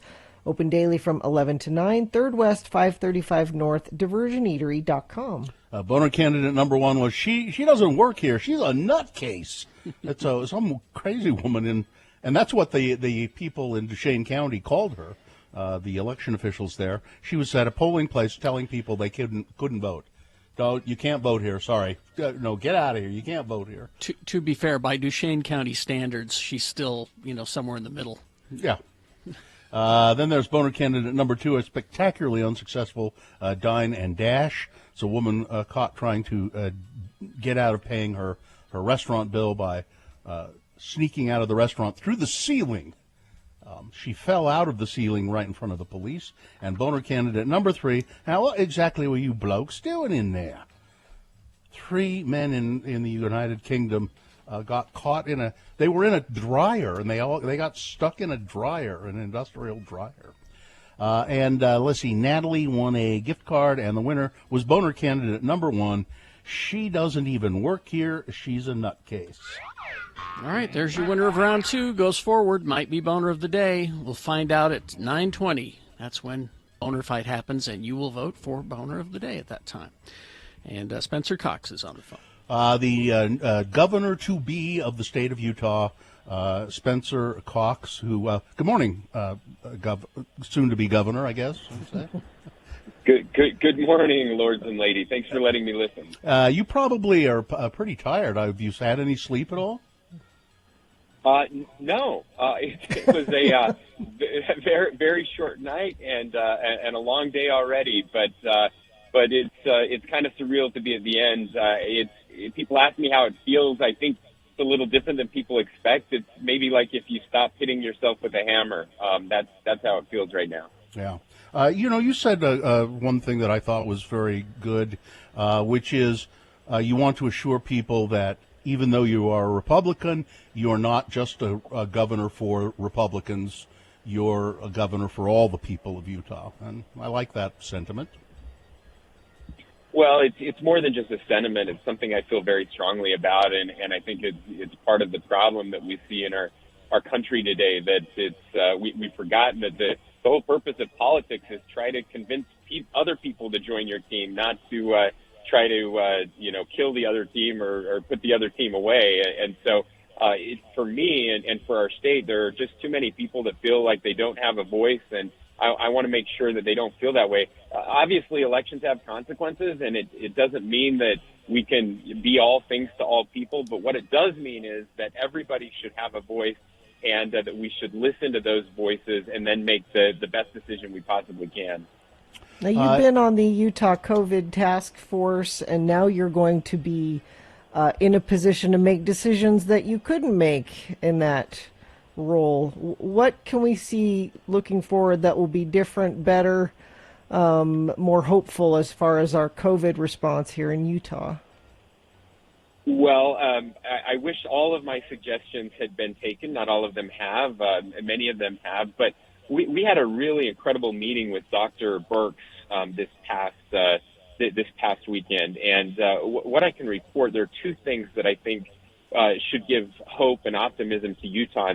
We've been pushing for several months to get more rapid testing so that we can do asymptomatic testing and try to get ahead of this virus. We've known from the beginning how important that was. And she has promised us that we will finally be getting more of the rapid tests here in Utah. So that's a really big deal for us. The other point is the potential for a vaccine. She told us that she believed by the end of this month we would have an approved and active vaccine, and she was very bullish. It's shockingly so. about the potential for a vaccine sooner rather than later. Now, obviously, we won't get enough doses for all of the people of the state of Utah right then, but the ability to start vaccinating our healthcare workers and then our elderly and most vulnerable before the end of the year is a huge deal. And so as the next governor starting in January, we've got to focus on ensuring people that the vaccines are safe and that they work so that we can have a very high adoption rate of the vaccine. The polling shows that Utah is second right now in the country in their willingness to get a vaccine. And we've got to make sure that people are willing to do that and that we get them distributed as quick as possible. How do you address the criticism? You, in the past, had been very critical of the president, Donald Trump, and whether he'll be the president again is still up in the air. But you were very critical of him. You said you wouldn't vote for him.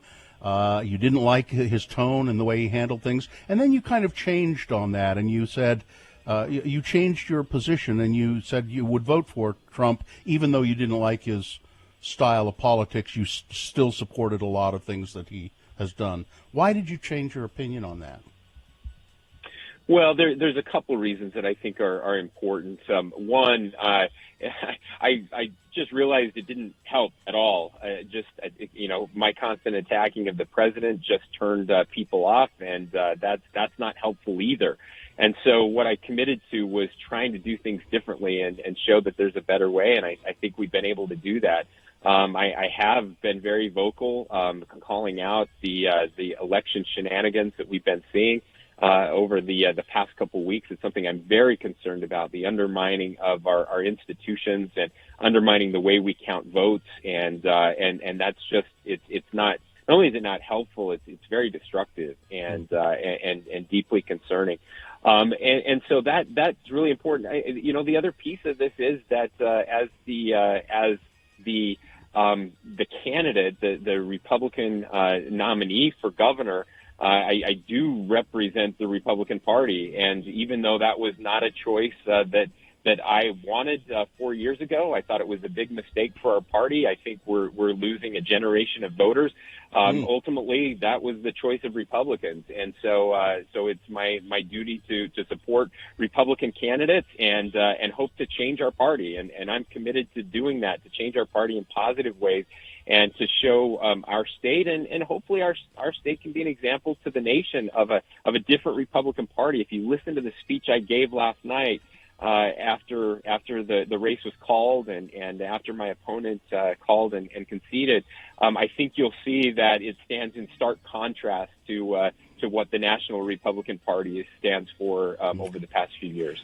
Just quickly, are you and your lovely wife, your charming wife, Abby, are you guys going to move up into the governor's mansion, or are you going to still try to drive to Fairview every day?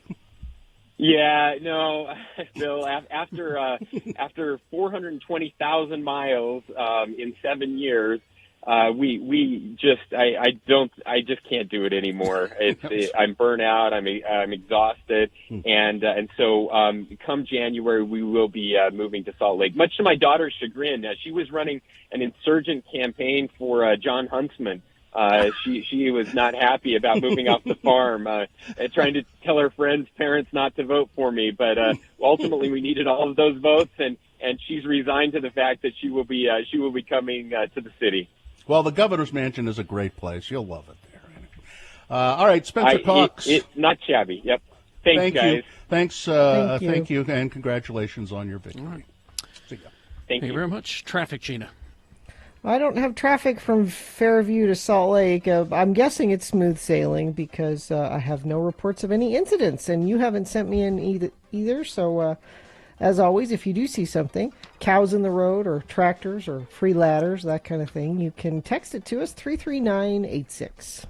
All right, so we will take a break. We will be back with Boner Fight. Stand by for that and a lot more on the way. Zero Res.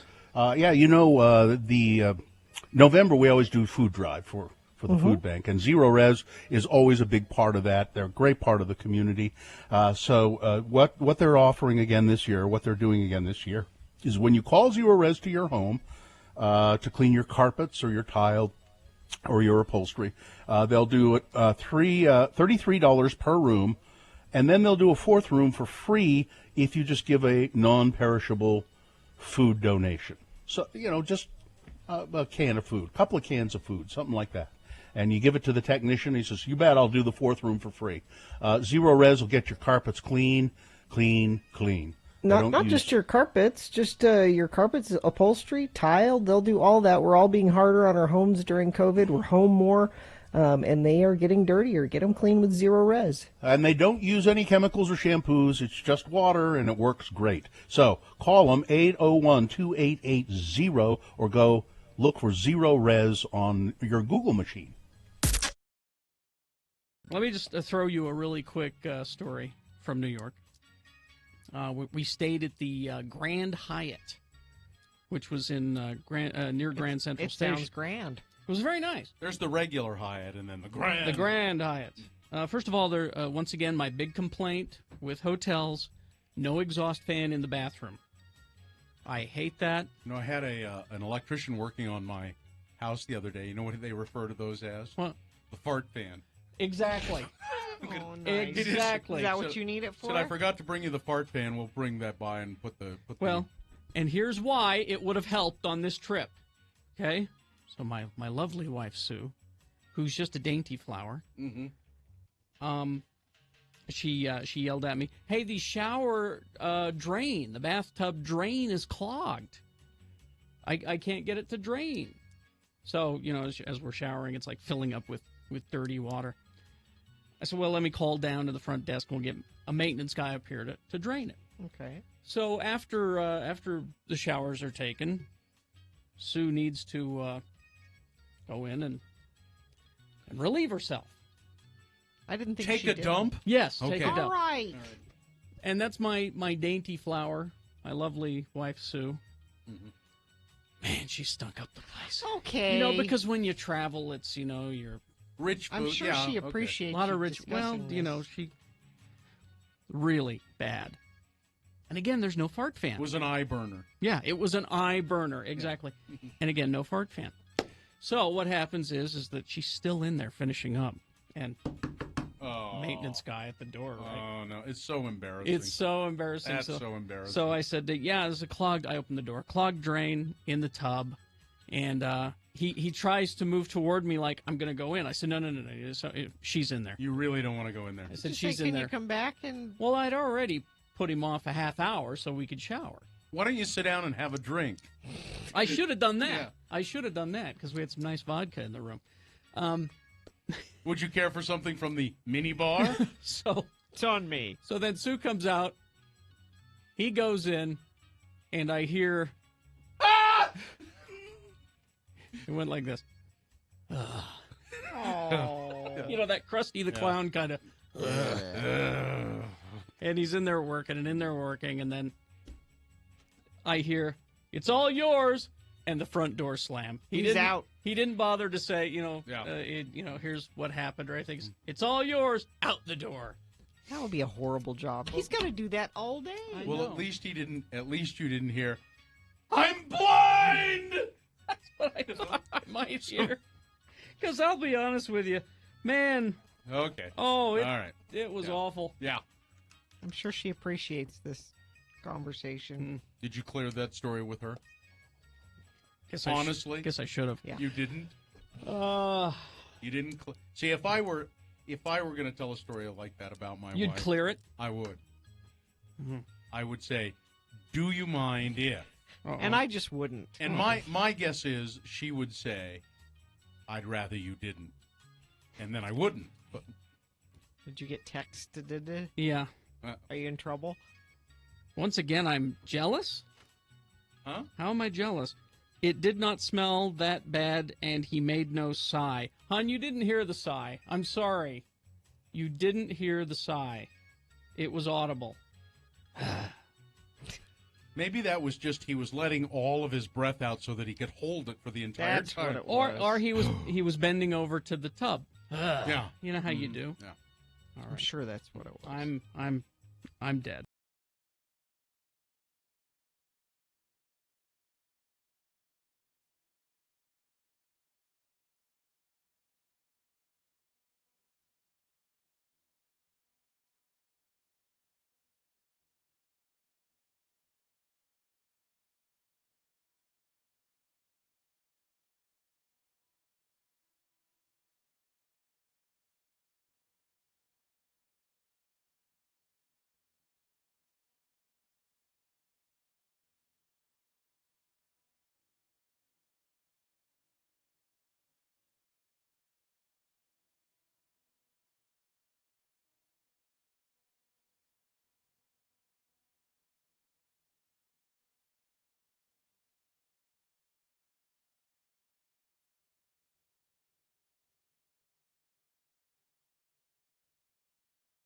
I have a 7-year-old, so Exactly. who's starting competition soccer. Say goodbye to the rest of your weekends Well, for the rest of your life. That's what I'm saying. It all starts tomorrow. They have a tournament tomorrow. Mm-hmm. They have a game at 11. No, they have a game at 2. They have a game at 7. Mm-hmm. Friday they have a game at 11, and we're going to be up at Snowbird. So somehow I have to get from Snowbird to. This is going to be. This is my life. Now. I would suggest using your car. I think you would use your car. Let me ask you a question. Was it his idea to play Yes. soccer? Oh, yes. Okay. Because that's when you need to have the talk with him and say, look, okay, I understand you want to play soccer, but guess what? Mommy is saying goodbye to her weekends now because of this. It's a huge commitment. It's expensive. Here's what you do. And it's a huge commitment. I'm sure if you search around, you know how you have found a person to do almost everything for you. Rather than clean up the dog crap in your yard, you have found a person who will do that for you. Rather than deal with the lice problem yourself, you found the lice lady. Yeah. I'll bet you anything there is a person out there who will go to the soccer games for you. But I like to go to Then the quit bitching about it. No, I'm just saying it begins, and Carrie's absolutely right. Yeah. It is This isn't just you playing soccer here. You need to know this, kid. This is about me taking you, transporting you, and the other two, And it starts small when, they're 7, but pretty soon it's out of state tournaments. Yeah. Multiple times a year. Mm-hmm. It's a huge which is really kind of ridiculous if you think about it. Out of state tournaments, really? Yep. For 7-year-olds. Yeah. Exactly. Here's how people catch the bird flu: by close contact with birds or bird droppings. Some people have caught bird flu by cleaning or pluck. Did you pluck any birds? I while didn't you were pluck on vacation? anything. There was no plucking going on in the No. trailer. I guess it is kind of close quarters. The kids can hear.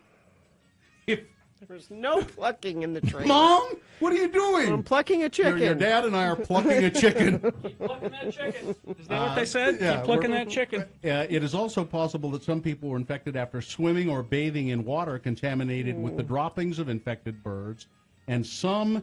Here it is. You've handled a fighting cock. That's That it. was it. That's it. You handled a fighting I have cock. to admit, I've handled a fighting. You handled a fighting cock. There have been a few cases where one infected person caught the bird flu virus from another person, but it never has happened. It does not happen by eating infected animals. But I knew it was living amongst. It's not the mosquito bite, but No. it's living amongst them. And it happens a lot in Egypt. Our attorney, It does. Ed Brass sounds like your DNA dad is Marty Feldman because of your eye drooping and oozing. Mm-hmm. And then I've got another person who is saying, out-of-state tournaments? This is Gina's way of telling you that she'll be taking time off. Oh, I see. Not yet. This is her way of telling us This one now. is just here. And then it'll get announced on a Thursday. Yeah. By the way, I'll be gone tomorrow. Yeah. Yep. Because And then she'll say, I told you that this would happen. Because her husband can't possibly take the time off to go to the out-of-state tournament. No. But you can. Because this job isn't. He as has a real important. job. Yeah, this isn't. This isn't a real job. No, not to you. It isn't. And certainly the way we treat Why you. should it be? No, we're going to create a rent-a-mom business. I think this is a great idea here. I have a 7-year-old, so. Exactly. Now, I got this email from Marianne Daly. And it says, hi, Bill, longtime friend of the program. Listen and love the show. Now, did you find the Mitt Romney? I did find the Mitt Romney. All right, let me just read to you briefly where he did this. It was during a surprise appearance at a dinner this week. Did he pop out of a cake? For Washington, D.C. radio and television reporters, his top 10 list of reasons why he dropped out of the race for the White House earlier this year. Oh, now I found the David Letterman. Is this a different thing that you're talking about? It says here Romney offered the David Letterman-style list, written with the help of several campaign advisors at the Radio and Television Correspondents Annual Awards dinner Wednesday night. A video of the appearance is available on YouTube. Now, see, I've got the David Letterman. I don't know if this is the same thing. Why don't you do it, and I'll see if that's I also the same have thing. The other one, too. So Top 10 reasons Mitt Romney dropped out of the presidential race. Well, here you have it. As topical as though torn from today's headlines. Exactly right. Top 10 reasons Mitt Romney dropped out of the presidential race. Here we go. Number 10. Harsh Midwest weather was murder on his split ends. Number 9. Is that? This is not the Mitt Romney one. This is Letterman's, but let's see which one is funnier. Okay. Wants to devote more time to his rap persona, P. Mitty. P. Mitty. Number 8. Polls show public doesn't want a president who looks like a casino greeter. That's good. That's good. Number 7. Just couldn't compete with the Ron Paul juggernaut. This day. In 1993, Martin Gore, Depeche Mode's Martin Gore, was arrested at the Denver Westin Hotel after refusing to turn down the volume of his music in his room. So no one could enjoy the silence. No. Because he was there with his music up too loud. Damn him. All right. I hate Sometimes. I hate that when I go to a hotel or a motel and somebody is just, the room next to you or down the hall is just, or above you, noisy and. I you call told the you front guys desk about on that them?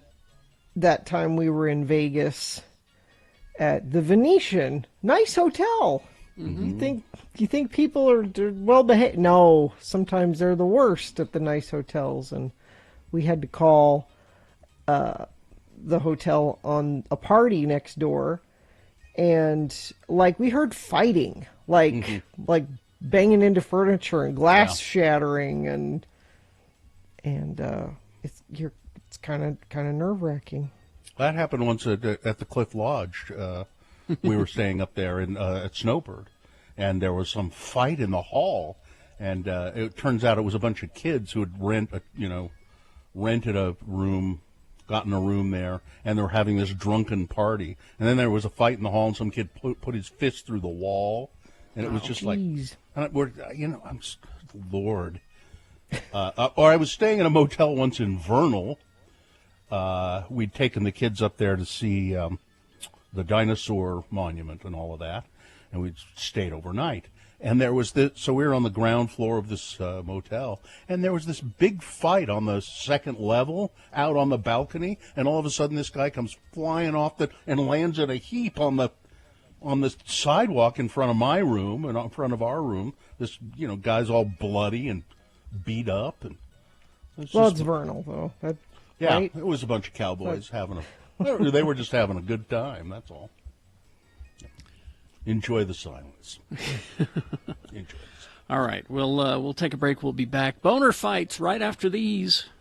Stand by for that, and a reasonable amount of news as well coming up along with that. Let's see, we need to hear from Sandalast now. Katie just had them. Yes. Sandalast was at your place, right, Katie? They do a really nice job of sanitizing everything, but they take it a step further. Please, Bill.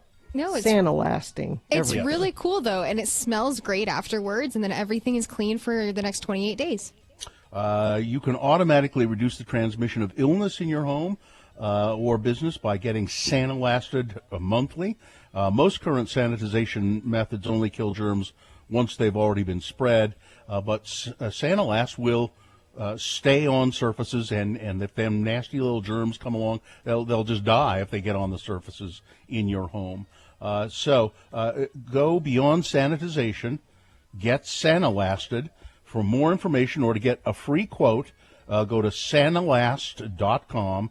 It is sanitization that lasts, and I believe if you mention us, you'll get 25% off your first service at Sanilast.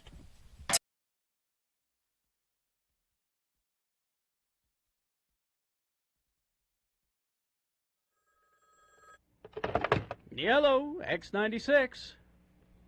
Oh, hello, Bert. Bert, calm down, okay? Look, hang on a sec, okay? We'll talk to you on the speakerphone. Hang on just a second. Bill, it's Bert. Oh, man.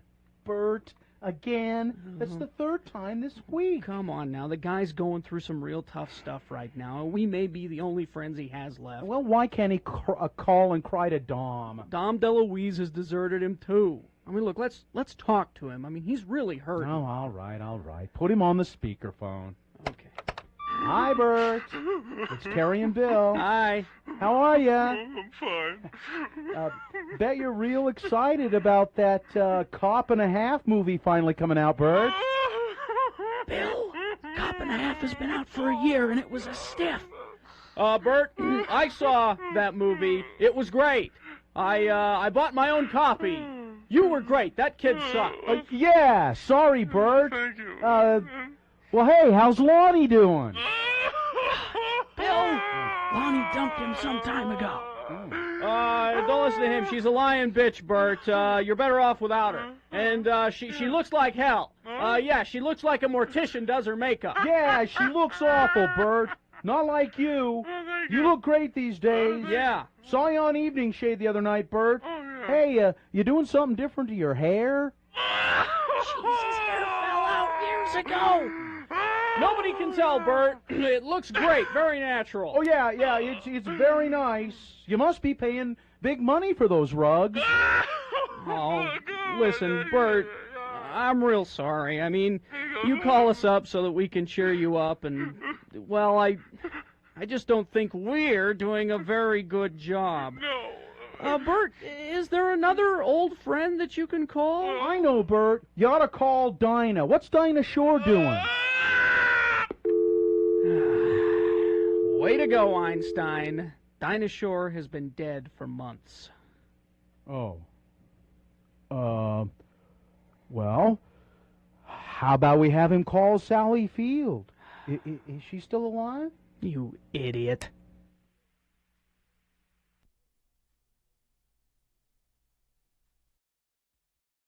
Rod Stewart. What? I just saw this. There's pictures of Rod Stewart and his wife getting a cozy lunch date at the Subway near their Essex home. There's a picture of them sitting in the Subway. They ordered 2 6-inch subs. Really? What beverage did they have, Gina? Did they have? I don't know if Subway is a Coke or a Pepsi venue. I'm not sure. I'm not sure. I hope they had a cola. You don't think of Rod Stewart as. I don't think of Rod Stewart. Period. And he didn't wait in a car and send his wife in. Why would he? He's just sitting there. Why would he? He's a chivalrous man. If I'm really hungry, I'll stop by the Subway. Come on, honey, let's get some. See? Thank you.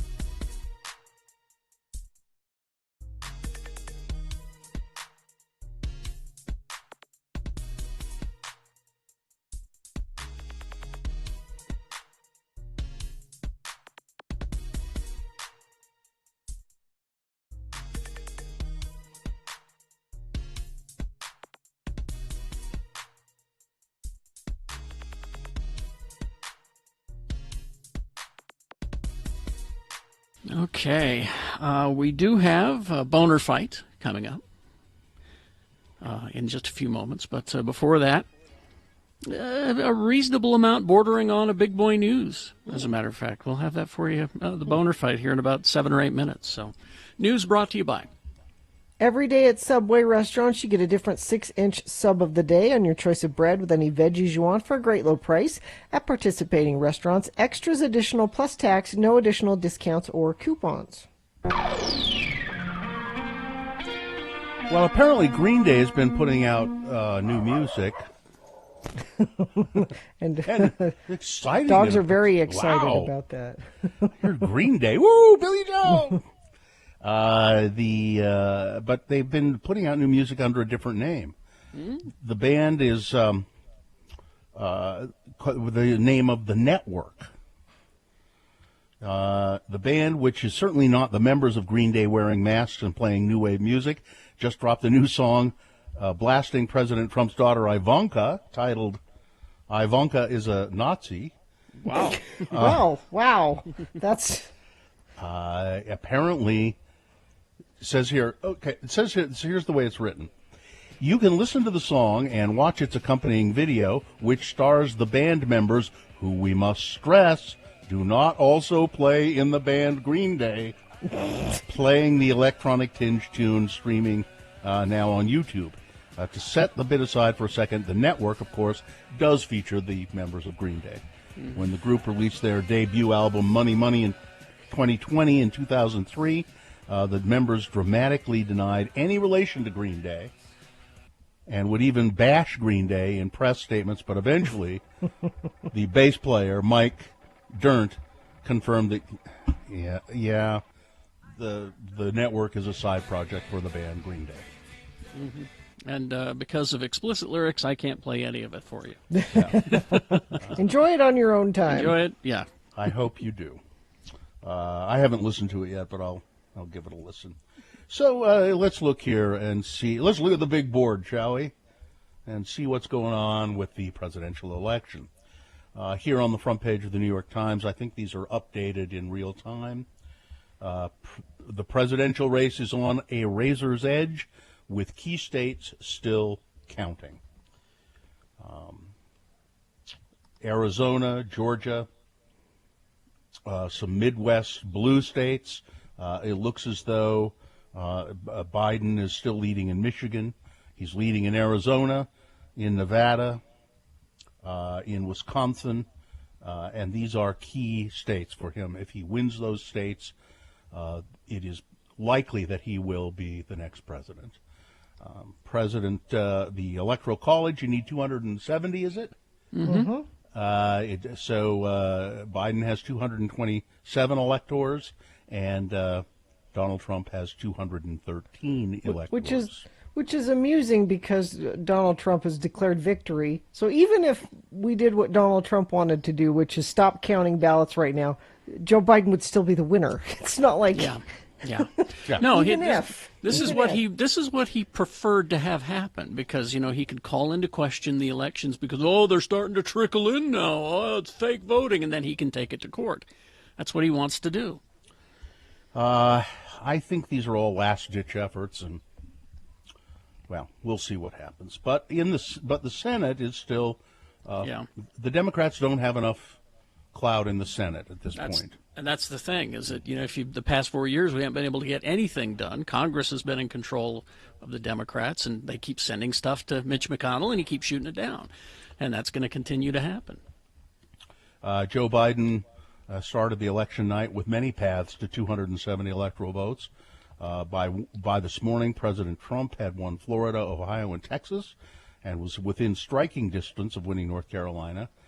But the number of scenarios for Biden went down. Winning scenarios for Biden went down. But I don't know. I'm not going to make any prediction. Yeah, we're not going to know for a few days. Can't say. I do know that it looks pretty clear that Mark Kelly won in Arizona, and I'm glad of that. That's good. Yeah. I'm warning you guys that if something happens and Donald Trump is declared the winner officially, I have no plan for how I will handle that.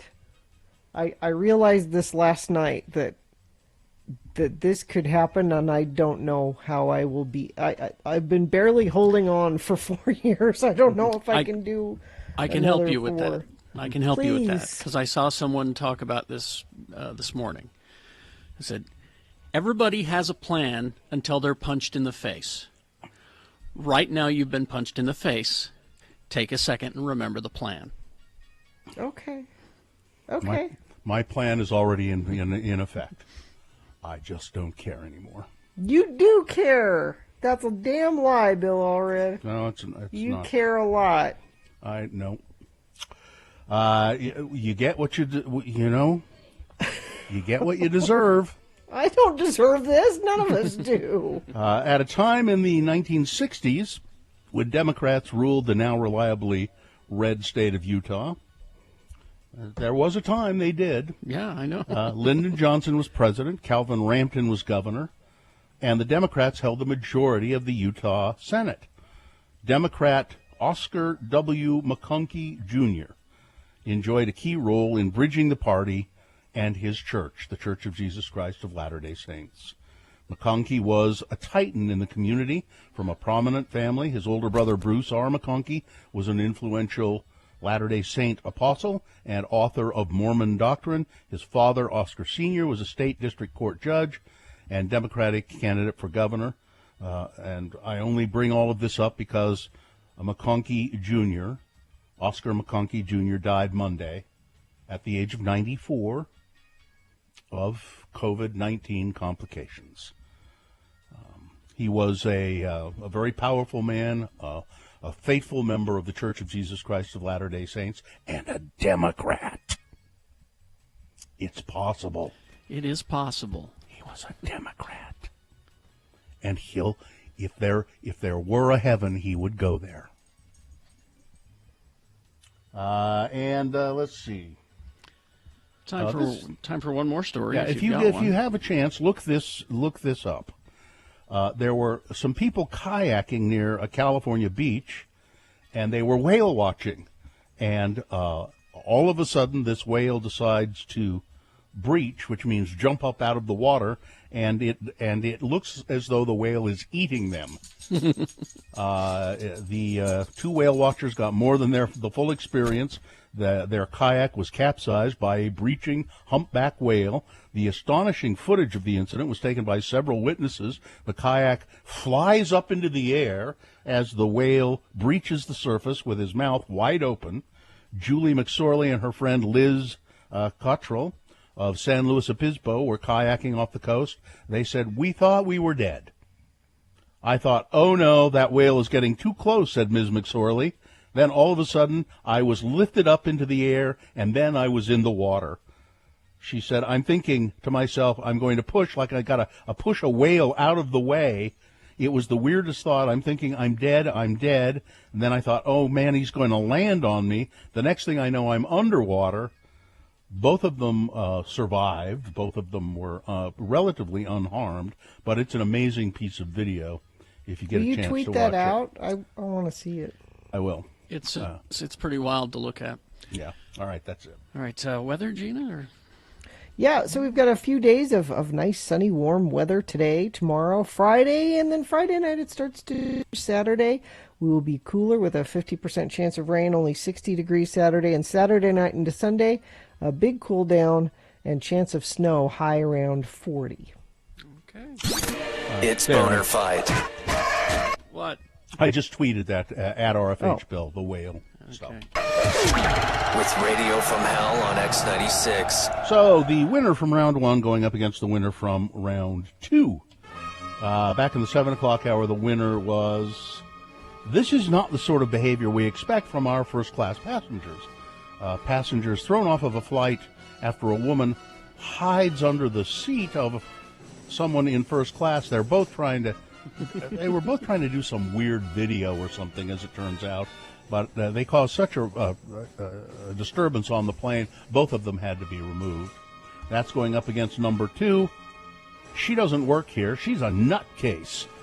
Officials in Duchesne County investigating the report of a woman at a polling place there who was turning people away from voting. No, you can't vote here. Sorry, you got to leave. No, you can't vote here. Go. You got to get out of here. They said, she doesn't work for us. She's a nutcase. That's boner candidate number two. There you go. You've got to decide of these two candidates which one is the worst, which one deserves to go forward and become Boner of the Day. Which one of these two should be Boner of the Day and then qualify to be Boner of the Week. 1 or 2. Remember your candidate number, the one that you think should win. And put that number, that single digit is all you need in the message of a text. Then text it to 33986. Pretty easy to do it. Or you can go online, x96.com, look for the box that says Boner Fight November 4, 2020. You probably won't see the box once you get there, so refresh your browser. Once x96.com loads, refresh your browser, and it should appear, that box. Or call our producer's booth at 877-602-9696 and use your voice to vote. This is Boner of the Day. Let's go. The music starts at 10 with a 1-hour nonstop music wingding.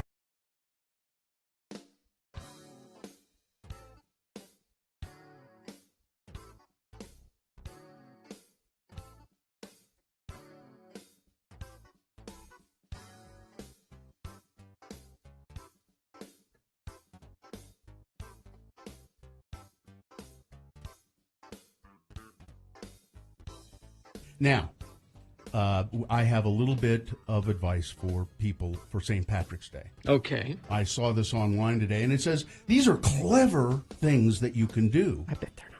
For your St. Patrick's Day shenanigans. These are clever captions you could use on Instagram, for instance. Okay. And I'm saying if you do these things, you're a fool. You should not. Here, St. Patrick's Day captions for friends and loved ones on your Instagram posts. So as you post your stupid Instagram drunken pictures, you should caption them with things like this. I'm not Irish, but kiss me anyway. No. Don't do that. This is clever. These are clever things that people have thought up for you because you're not clever. How about this one? Irish, you were here. No. Never. No? How about this one? Don't use that. About to get lucky, insert shamrock and wink face emojis. No. Lucky me, I have you. No? I mean, that's just nice. I don't Irish mind whiskey that one. makes me frisky.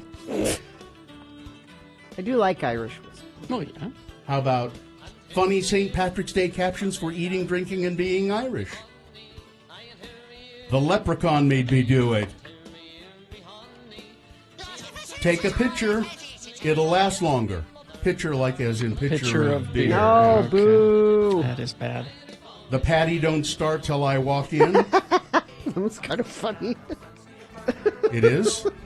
It made me laugh. The patty don't start till I walk in. It's a Kesher reference. The patty don't start. Okay. Ready to get shamrocked? No. No. How about, okay, cute St. Patrick's Day captions for babies and kids. Oh, okay. Okay, here we go. I'm telling you, don't use any of these. Little Miss Lucky Charm. So if you put a picture of your kid This there. is like Instagram stuff. Wee bit of trouble. Oh. My little good luck charm. Yeah. Okay, Irish blessings and proverbs to use for Okay, St. all Patrick's right, Day. let's try these. Maybe these. Wind at your back and road race. May your pockets be and... heavy and your heart be light. May good luck pursue you each morning and night. Well, that's okay. Okay. A little wordy, but Yeah. How about? Now these are all terrible. Yeah. What do you do? What are you doing for St. Patrick's Day? Nothing. I'll be in Las Vegas. Oh, that's right. Oh, that's right. Oh, crap. Oh my. Oh, Bill, that's a horrible time to be in Vegas. You just realized I that? just realized Oh that. no. Oh. This is Now bad. wait a minute. That's almost like being in Mexico on spring break. Yeah, Now, this wait. is bad. Wait a minute. What? St. it's St. Sunday. Pat's is Sunday. I'm gonna wait a minute. It's on Sunday, right? Yeah. Yeah. So what exactly am I going to be doing on Sunday? Let me You Oh, see. this shouldn't is leave bad. your. I'm Don't gonna leave be- your hotel room. Yeah, don't leave the pool. Sunday, I'm going to be. I'm going to go. I'm going to be at the Piff, the Magic Dragon show. It's on Sunday. Yeah. Well, then you might be okay if you're at. I just wouldn't be out on the street. Everybody in the audience is going to be drunk. Yep. Oh, yeah. Really, Oh. really, really Oh, drunk. yeah. Yeah. Absolutely. So you should be just No, well, so you fit in. no. I wouldn't. Yeah, don't go to Vegas on St. Patrick's Day, New Year's Eve or New Year's. I know I did New Year's in Las Vegas, and oh man, what a mess! What an absolute mess. I mean, I didn't even think about that. I just. Oh wow. So. Well, maybe you should take one of those cute sayings with you and Yeah. use it. Kiss me, I'm Irish. Yeah. No. So I will be sober so that I can fend them off. You would take your cudgel. I have one on my I desk. know. Take it. I will. You can beat people away from you as you go through the crowd. And I wouldn't be sober if I were you. Otherwise, you wouldn't be able to take. If you're sober, it's going to be worse. Well, I'm just afraid I won't. I'm just afraid if I'm not sober, I will get in a fight. If I'm drunk, I'll get in a fight. Stay in your pool. Yeah, don't get in a fight. Yeah, don't do that. Because my defense, I'll just be. Your defenses are down. My defenses are down, and I'll just be. I don't take that kind of crap from anybody. And then I'll get beaten up. Yeah, you're in trouble.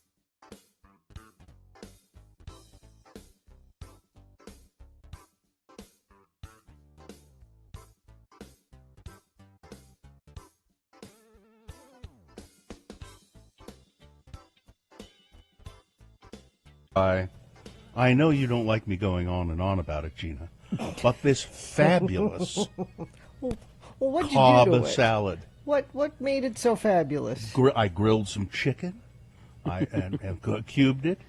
We had some hard-boiled eggs, a delicious vinaigrette, avocado, blue cheese, bacon sprinkled all over it.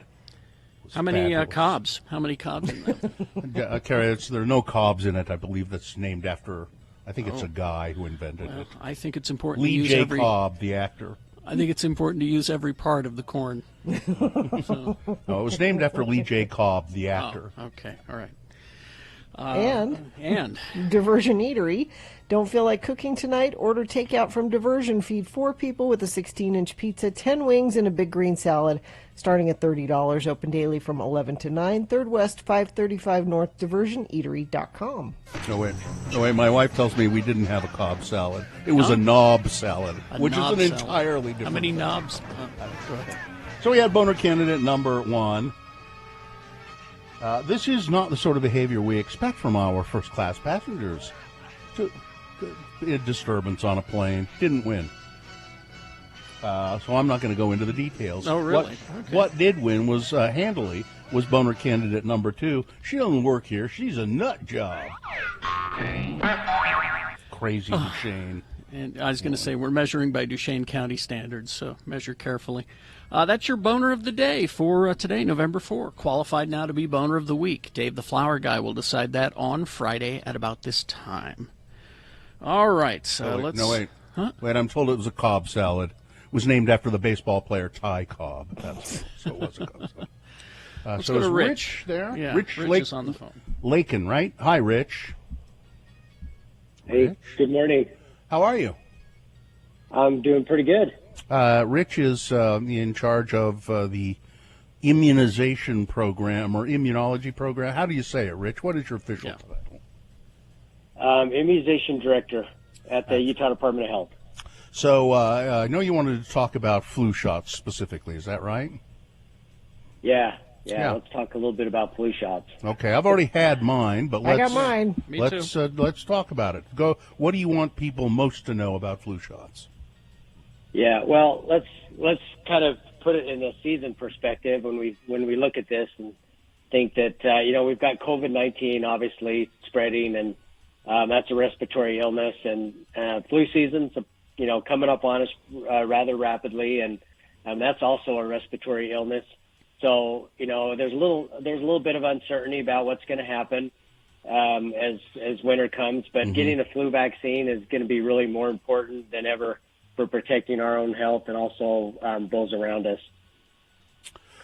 Rich, there's been some mention of the fact that there are kind of two different flu vaccines out there. One is a stronger vaccine than the other. Can you enlighten us on that and what's that all about?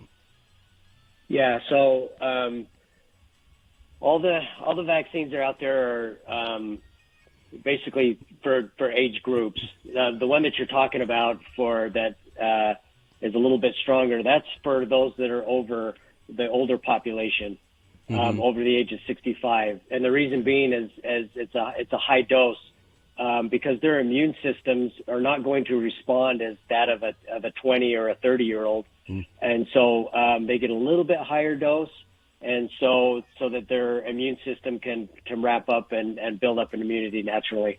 Okay. Now, the flu shot recommended for what age? The youngest, and then up to as old as you want. But what is the youngest age you should get a flu shot? So they can go down to, they've been approved for down to 6 months and older. Wow. I had no idea. Yeah.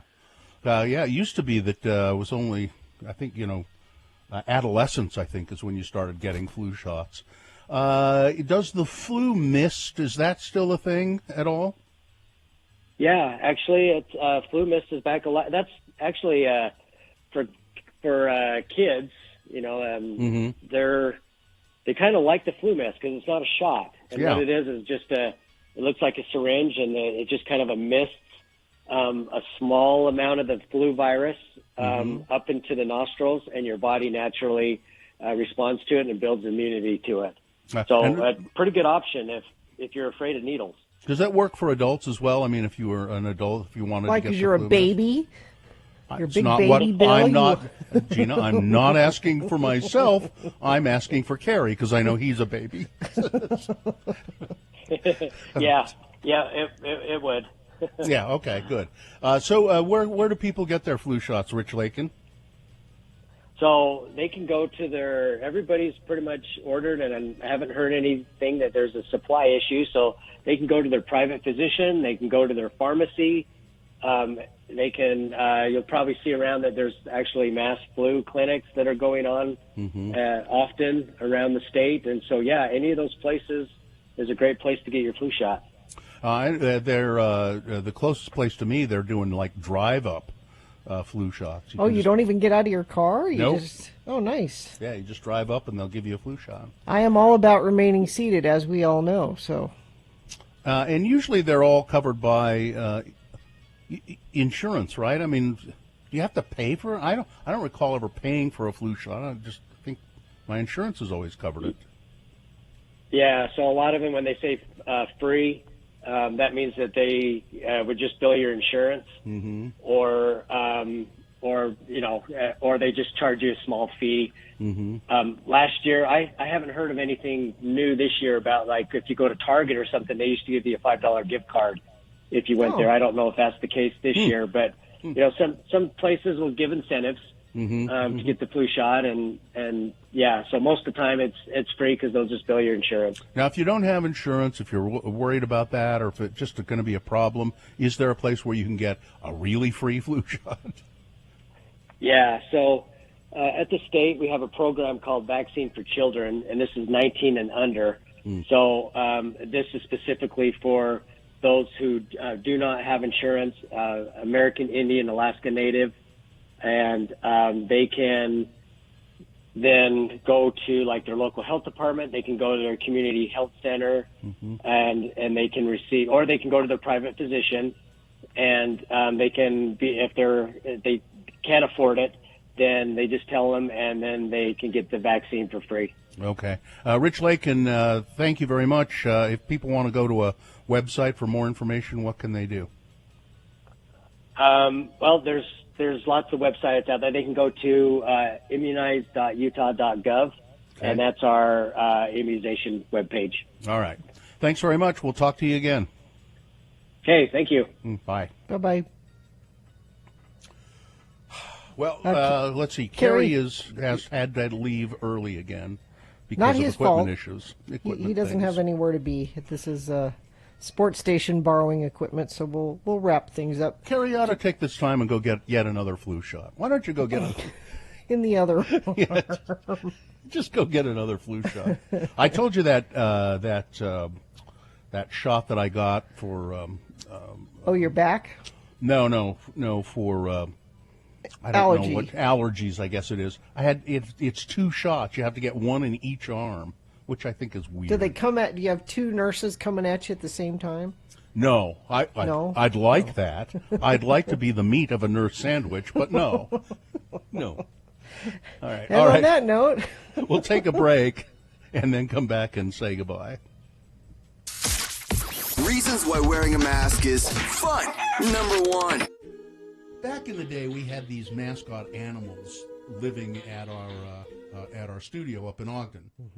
We had Farnsworth, the cat, and Farnsworth just had the run of the place, and there were a lot of mice in the building, so he kept the mice down.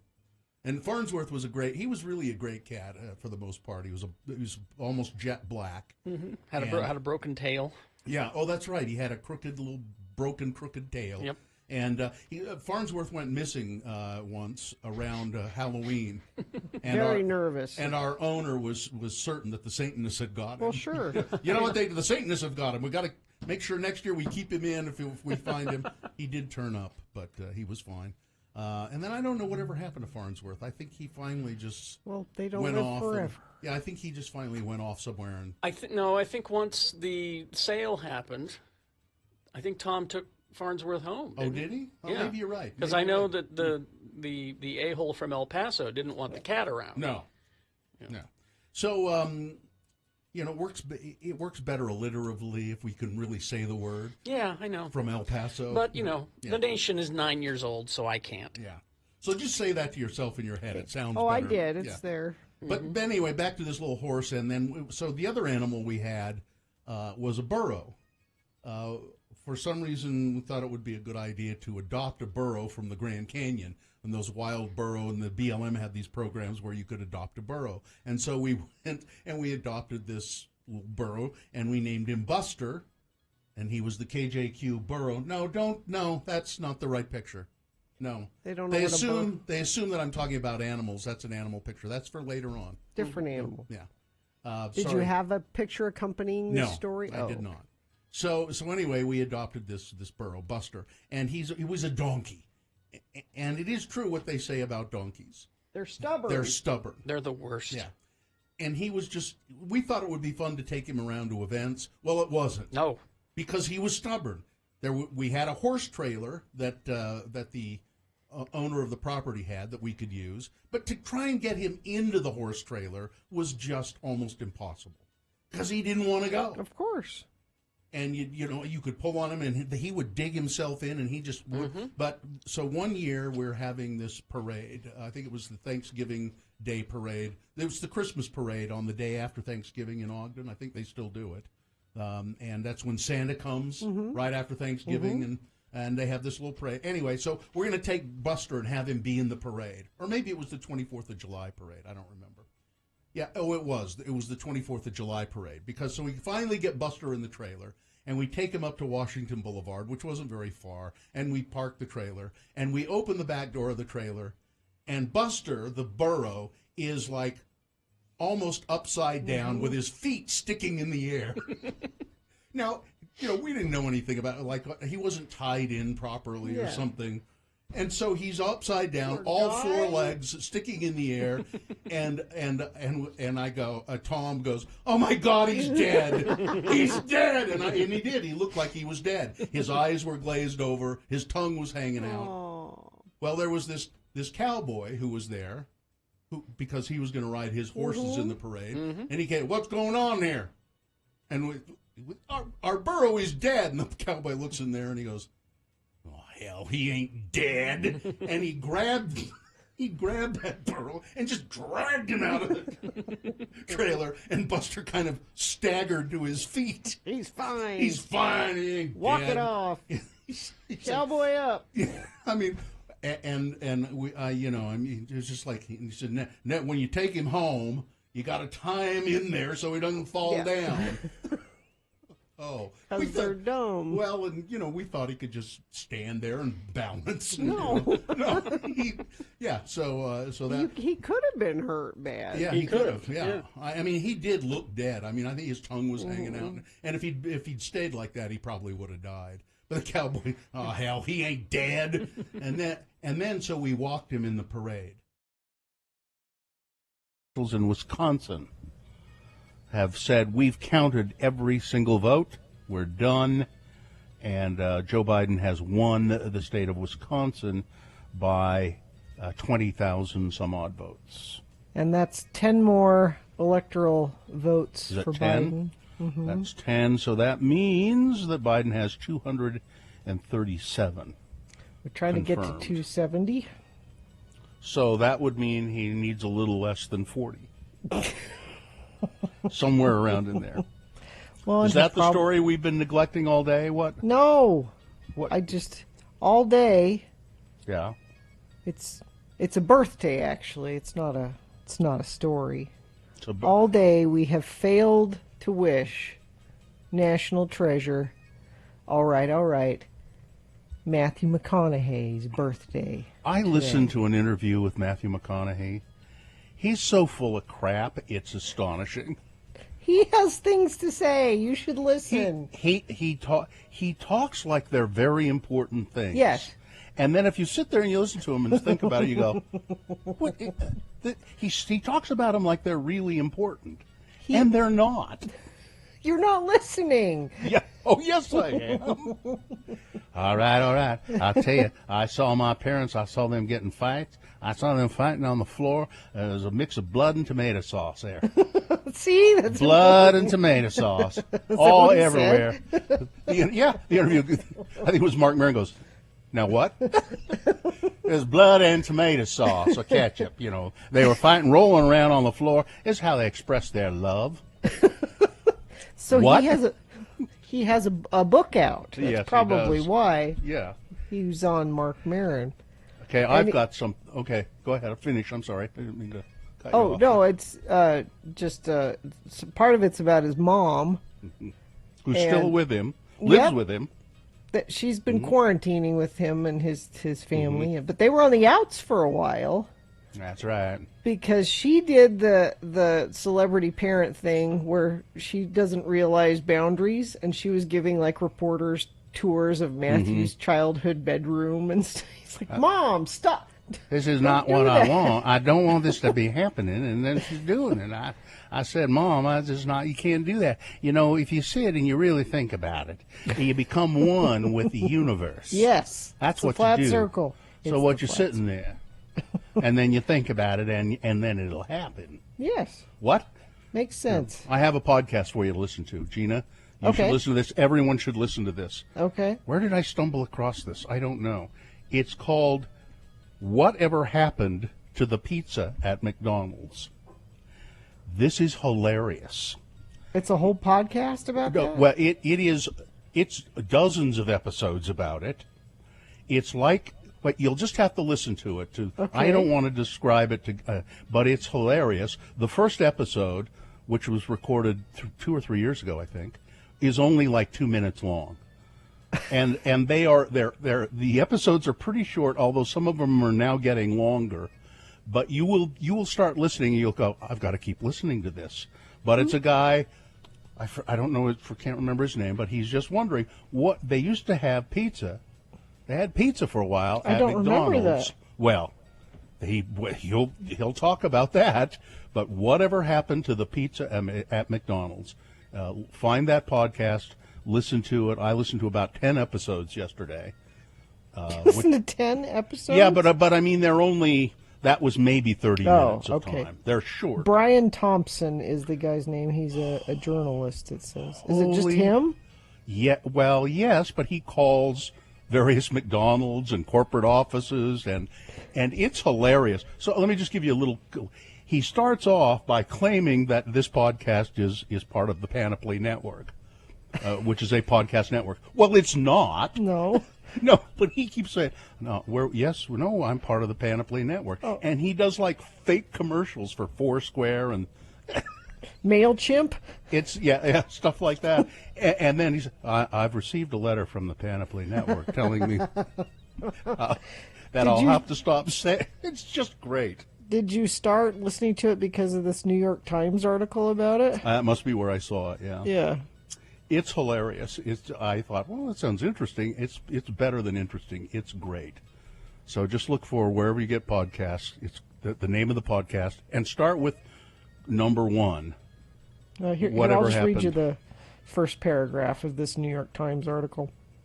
If there's a god of ludicrous ideas, the latter seemed inspired. He must have smiled on Brian Thompson one evening 4 years ago.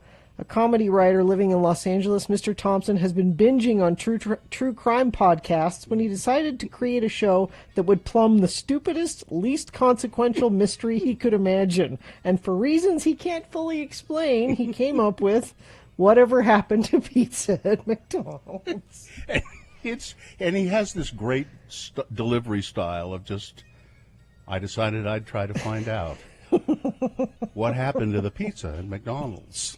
And so I called a local McDonald's.